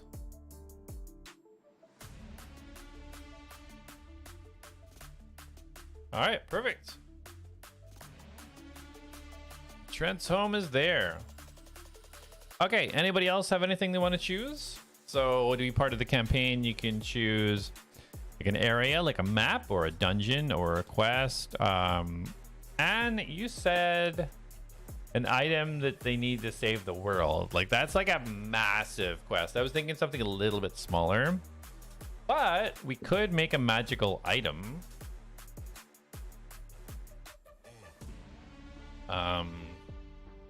Magical item to save the world. Why don't we scale it down a little bit and a magical item to save a town? Could be something that's in the temple, the underground temple. Okay, well, let's create the item first. So yeah, we'll scale it down.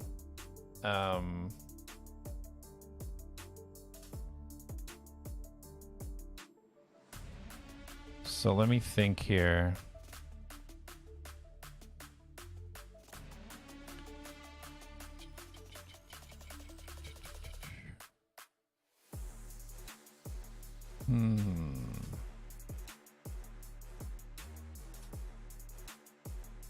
Trying to think of an item that a town or whatever we'd need.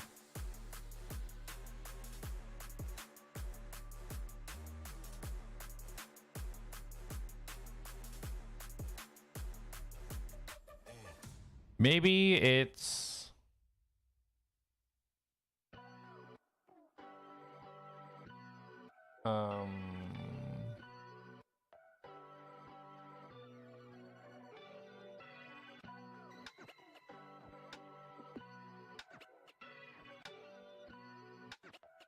yeah, we can think about what the item looks like. I'm trying to think of what the item would do. Like, I'm thinking in my head, I'm thinking something like if it's in a desert, this particular item kind of like generates moisture within a certain range.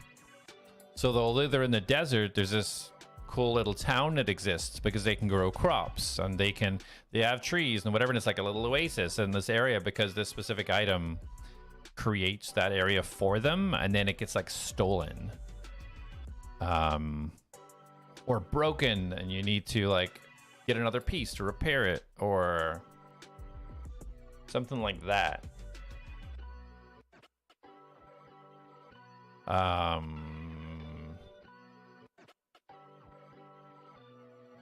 Stolen by someone named Izzy, maybe. I thought he was trying to be a good guy. Okay. Yeah, I think I like maybe like the moisture thing where it's a barren wasteland desert, but there's a town that's been able to exist because of this, we'll say scepter. So regardless of heat or whatever the case may be, it just generates moisture within the ground that they can use.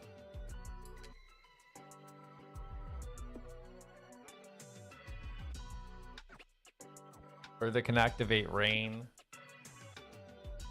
like a summon water kind of situation, like a cycle. They make it rain once every few days or something.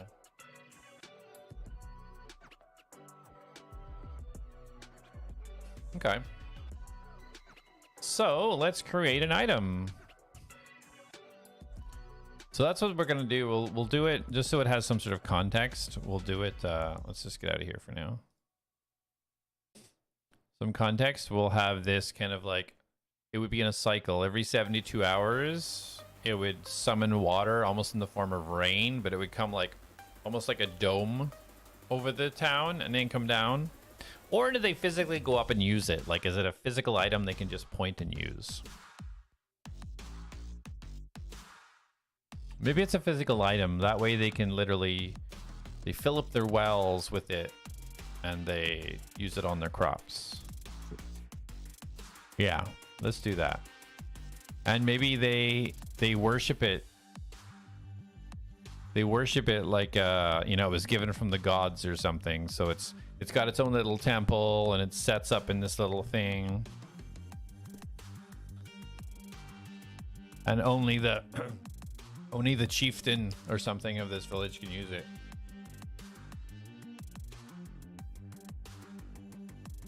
Oh, maybe it's not the scepter that's gone. Maybe that's still in there. Maybe the chieftain has a specific ornamental glove or something, and that's the only thing that when you touch it, that's what activates the ability, and somebody stole that glove.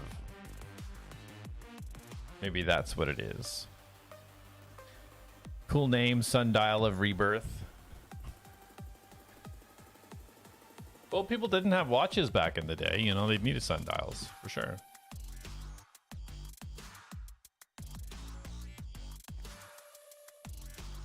All right, let's see. So let's do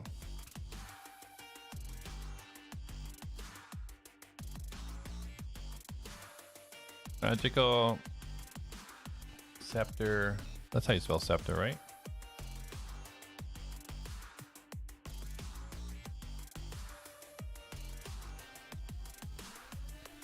Magical scepter that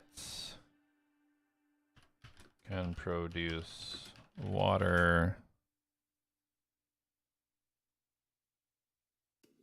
So magical scepter in a marble shrine can produce water from its orb at the top in fantasy art style.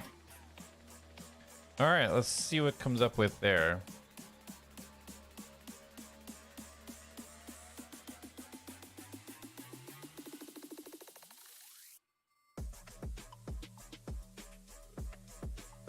We could have some backup maps here too.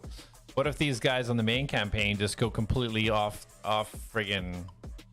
target, head off somewhere else, and all of a sudden I got to come up with something? Be nice to have these extra maps in my back pocket.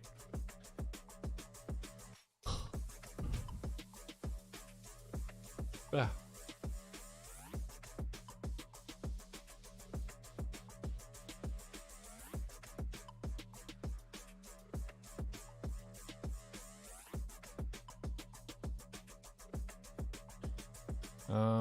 Might as well bring in main image.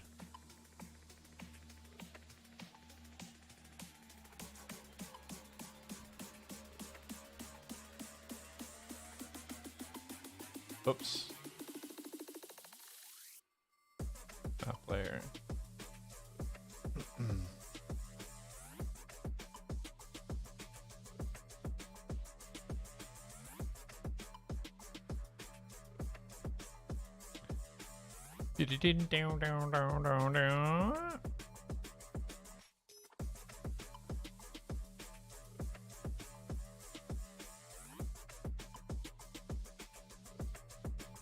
She does not look the one does not look good. The one in the middle is looking a little bit. Yeet. Oops. Dang it. Didn't mean to do that. Okay, so is that the whole playlist? Oh no. I thought that was the whole playlist for a second.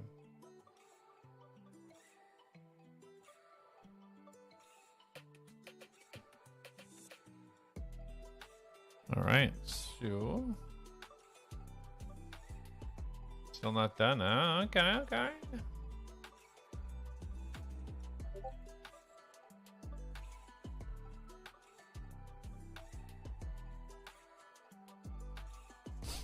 All right.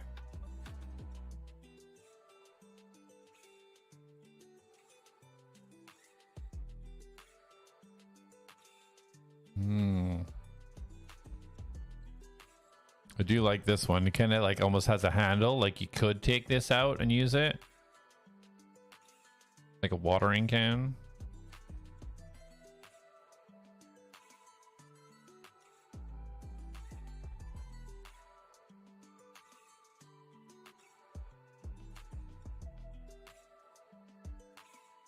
I think that might be the winner, actually, just that one right there, because it looks like you can just take it with that handle. If you had to do it over the crops or spray it in a well or...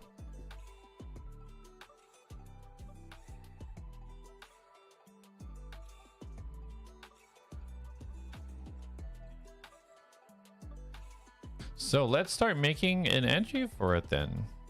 So this is going to be a handout. This is going to be an item specifically that we're making. So let's add a folder for items.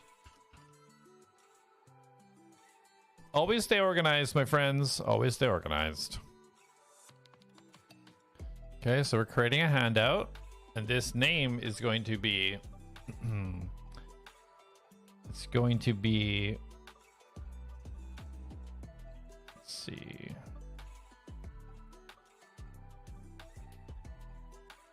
something to do with either moisture or water or thirst. Scepter of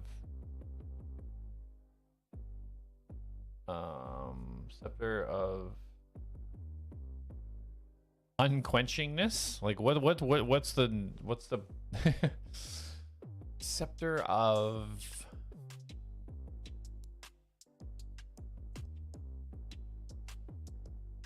the Aquinas scepter.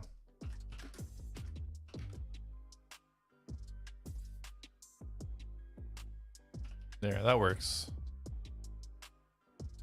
Aquinas scepter. You still haven't done my thing yet? Ugh. Sunday's a bad day to use relaxed and not fast.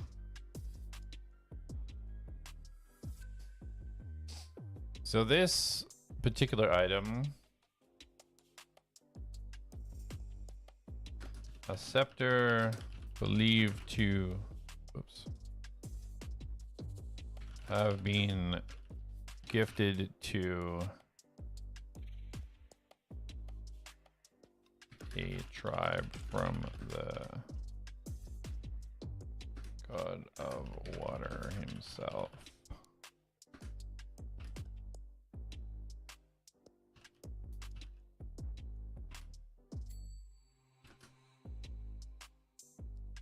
Scepter can produce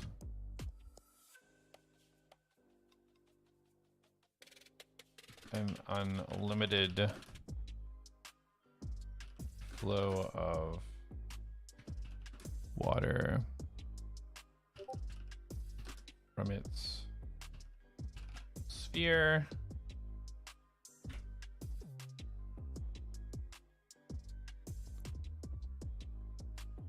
I think the first one was better. I think the first one was better. Let's go just grab that one. This one here with the handle. Scepter of Iroro. Iroro.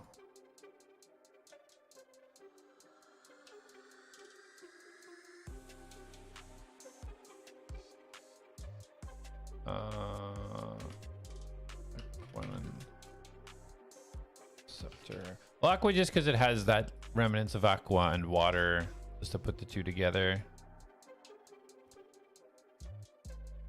Scepter believed being gifted to a tribe from the god of water himself. The scepter can produce a limited flow of water from its sphere, but only when held by the chosen one of the tribe.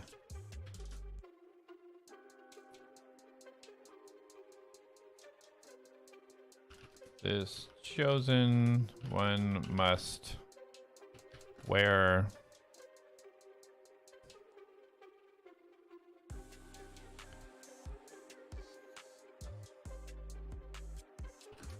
the gauntlet of Arceus.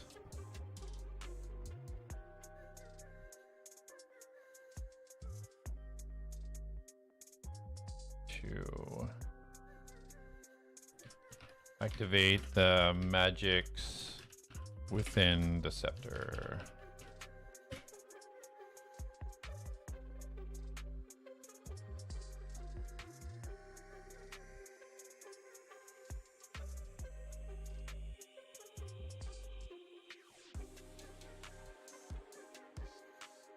All right, cool. Magic item number 1. The Aquinas Scepter. A scepter believed to be gifted to a tribe from the god of water himself. The scepter can produce an unlimited flow of water from its sphere, but only when held by the chosen one of the tribe. This chosen one must wear the gauntlet of Arceus to activate the magics within the scepter.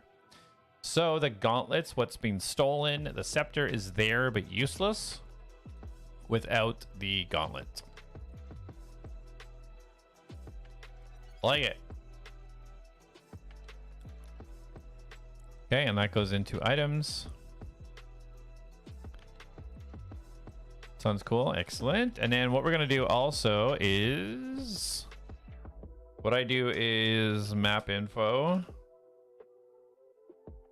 So for map info, what this is going to be is each map that you have up here, you can give yourself like a breakdown or information specific to that map. So go to handout and we'll go Trent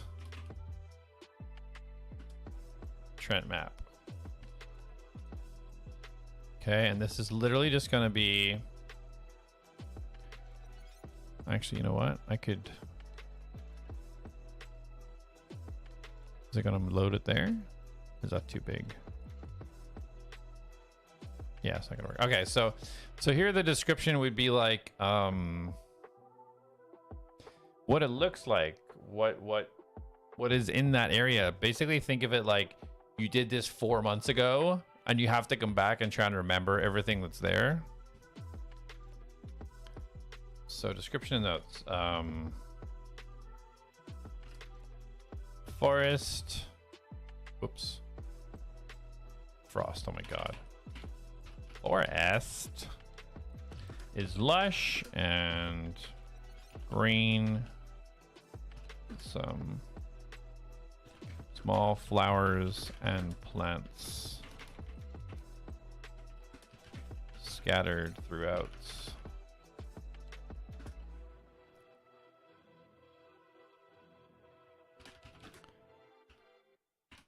There seems to be some small patches of trees that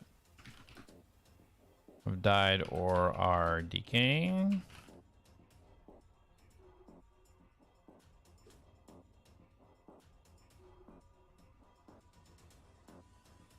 Okay. There are exits from the area to the northeast and the southeast.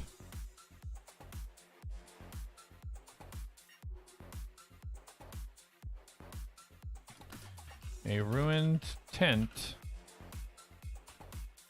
lays in the eastern area of the map with a statue and a body of water to the north of it. Okay, then what I do is I do like a little dash of anything specific. In Oro means rain in Latin. If that, oh, that is cool. Yeah, that would have been better. Okay, so here, so we're gonna make notes. So dead trees are Trents.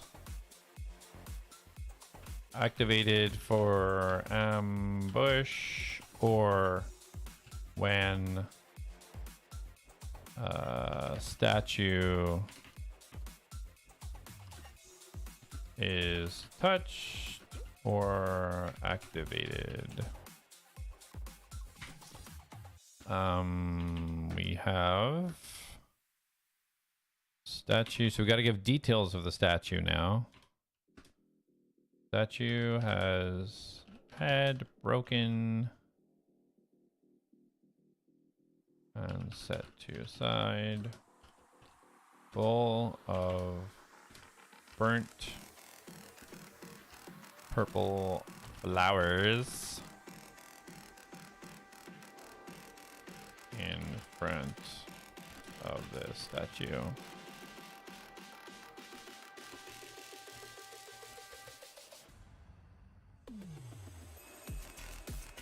The head must be placed on while the flowers are burning to solve the puzzle. Water will recede to reveal ladders downwards. There we go. And then really the tent. You can really decide what people want to do with that. Possible loot items or rest spot. Okay. And then we pop that in the map info. So now when we go to the Trent map, we're like, oh crap, what did I do here again? And then you can pop in and be like, blah, blah, blah, blah, blah, blah, blah, blah. Oh yeah, okay, this, that, the other. That's how I structure my stuff. All right, so what were we doing? We got our scepter. Okay, so now we need a gauntlet.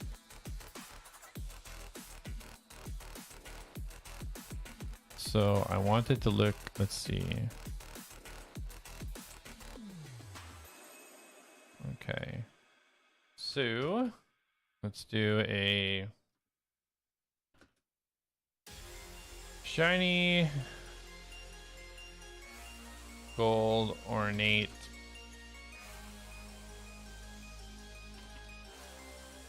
gauntlet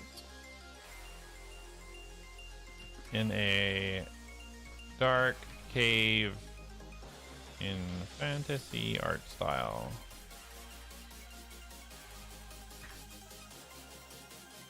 All right, let's see what it comes up with. So the scepter is useless without the gauntlet.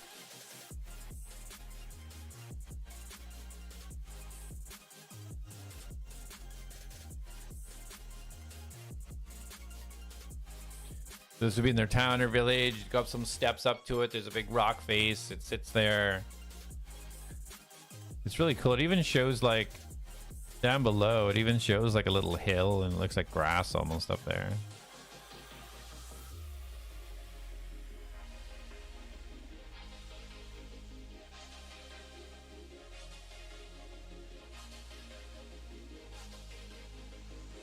Yeet! Are you yeeting someone, or is that just a general yeet?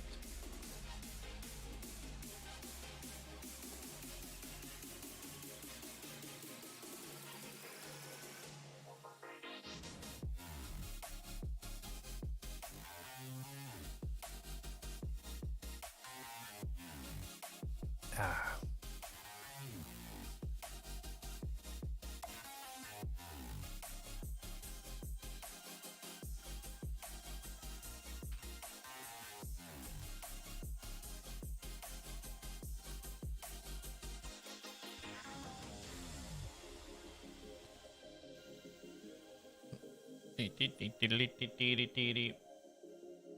Lurk way, just a general eat.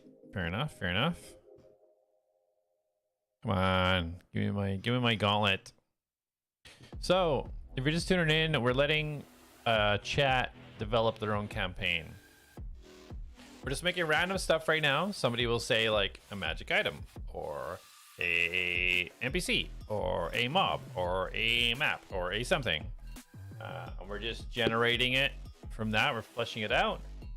And then we're going to put all these things, make them all, and then eventually thread a story throughout the whole thing. So far, the only actual character is Izzy, which Anne has created. Weird looking goblin.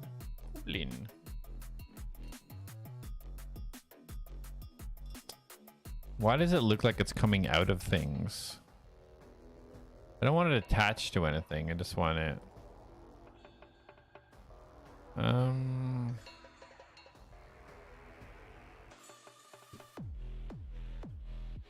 Well, let's do fast. Yeah, let's use up some fast.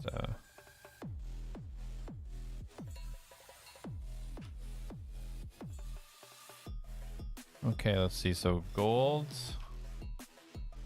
ornate gauntlet in a dark cave. With water symbols on it.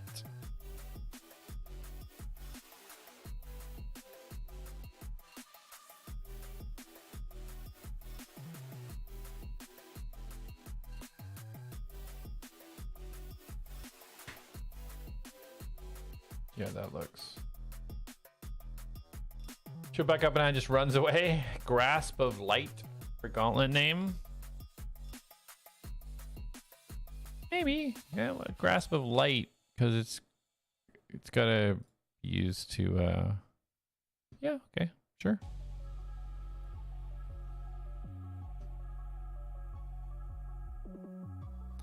Maybe we'll use a different language for it. Grasp of light doesn't have the water type aspect to it.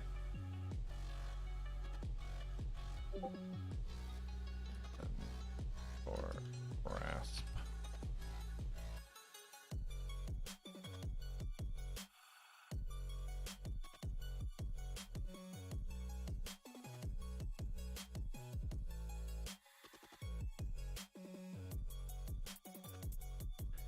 Prehendo. Gauntlet of the Prehendo. Maybe grasping.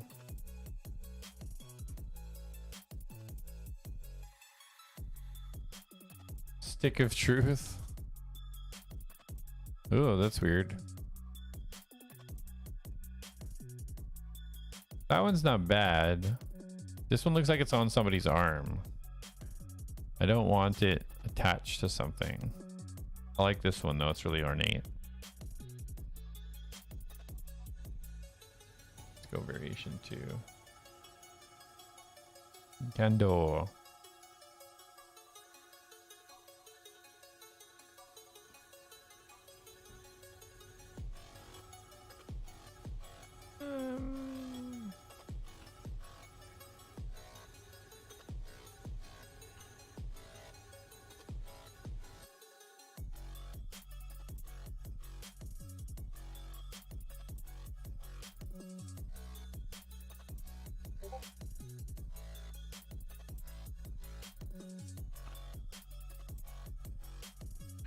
Tenaire gauntlet. Gauntlet of Tenaire.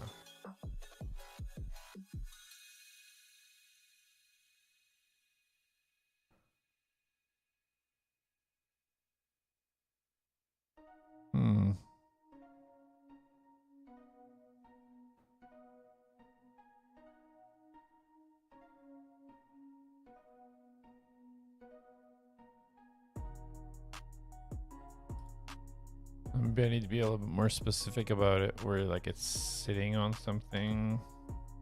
I don't like the fact that it looks like it's attached to something. That's the problem. Meanwhile, now I torture myself. Fortnite. Guitar Hero. Lose all this when someone want me. How about you lose some of the personality and then maybe don't worry about the weight as much. Ha! Gotcha.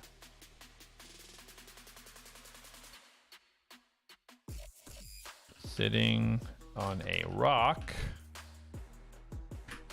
Let's try that.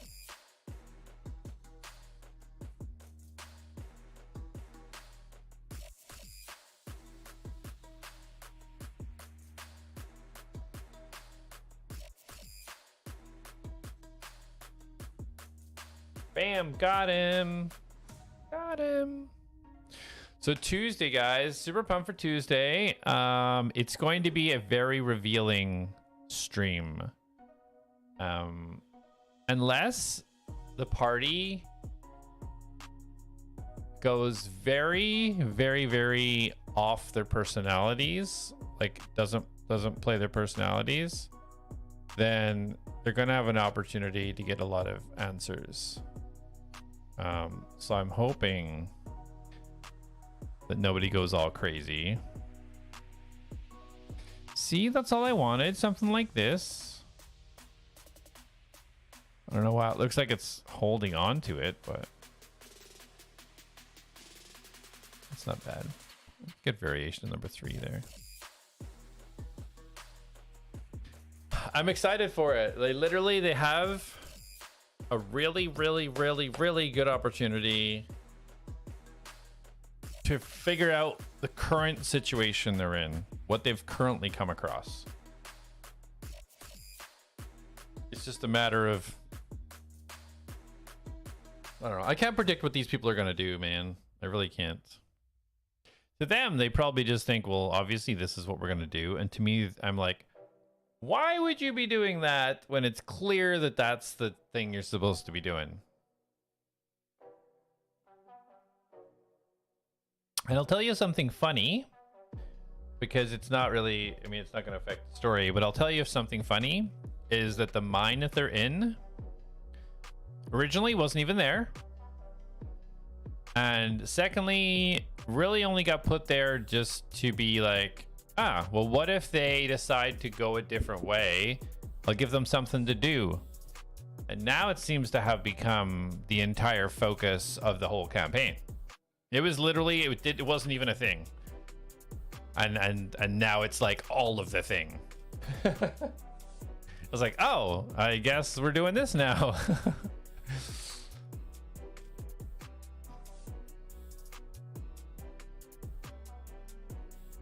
Y'all just know Finch. Y'all don't even know Kevin. Ah, that hurts my little heart. Ah, that makes me feel sad inside. We want to know, Kevin. Nice to meet you, Kevin. Tell us about yourself. I kind of like how this looks, but it looks like it's got like a little friggin' thing on the end here. Something inside it.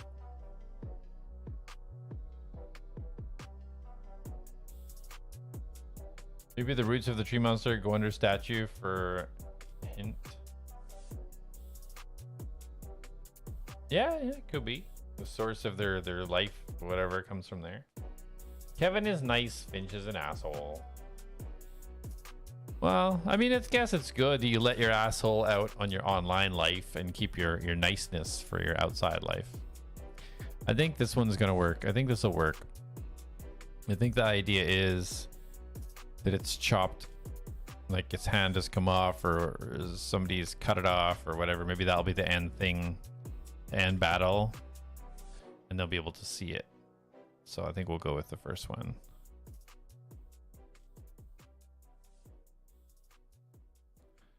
All right, so let's save that in the stream campaign. So this is the a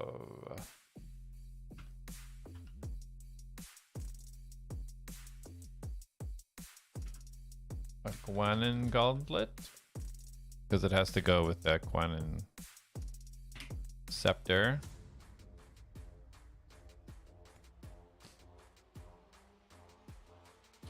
Okay, so we got another item to do. So a Quanon gauntlet.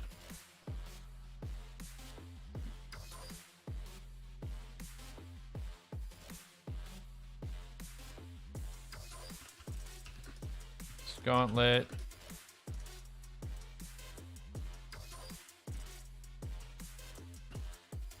Must be worn to hold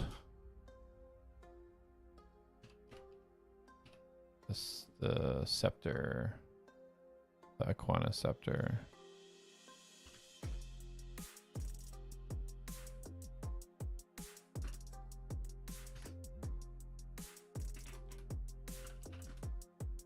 This gauntlet, the magics within the scepter remain locked, and only with the combination of both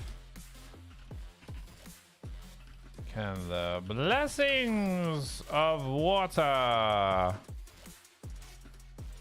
be revived. There we go.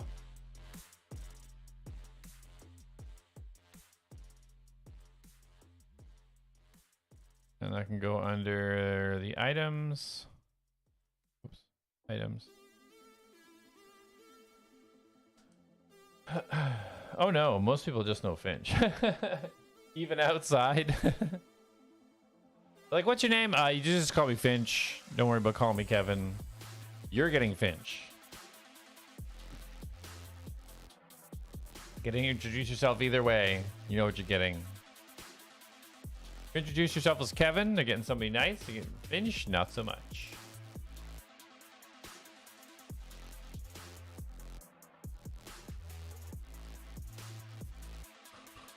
All right, cool.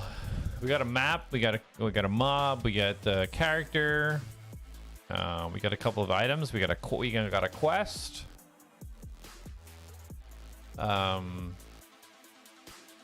This possibly won't pertain to the quest. These items, this particular area, because we're in a lush foresty area, which would make sense why you would need the Aquana Scepter or the Aquana Gauntlet. But it is what it is. I think I'll wrap it up there, though. I think that's good enough for today. Got a cool bunch of little things. So if you guys want to think about what you might want to put forwards tomorrow, obviously, as you guys know, we're Monday to Friday, 7 a.m. EST. I said that most of the people I work with are also assholes. So you're just blending in. That's fair. That's fair. Yeah, think about anything you might want to do, whether it be a character, mob, whatever item. And we'll have fun putting it all together. Maybe make another map tomorrow. One map turn per day would be cool. Thank you, my sir. I appreciate it. I'll try my best to have a good Sunday. I hope you all have a good Sunday too. We'll see you tomorrow, 7 a.m. Eastern Standard Time. Okay, bye guys. Yeah.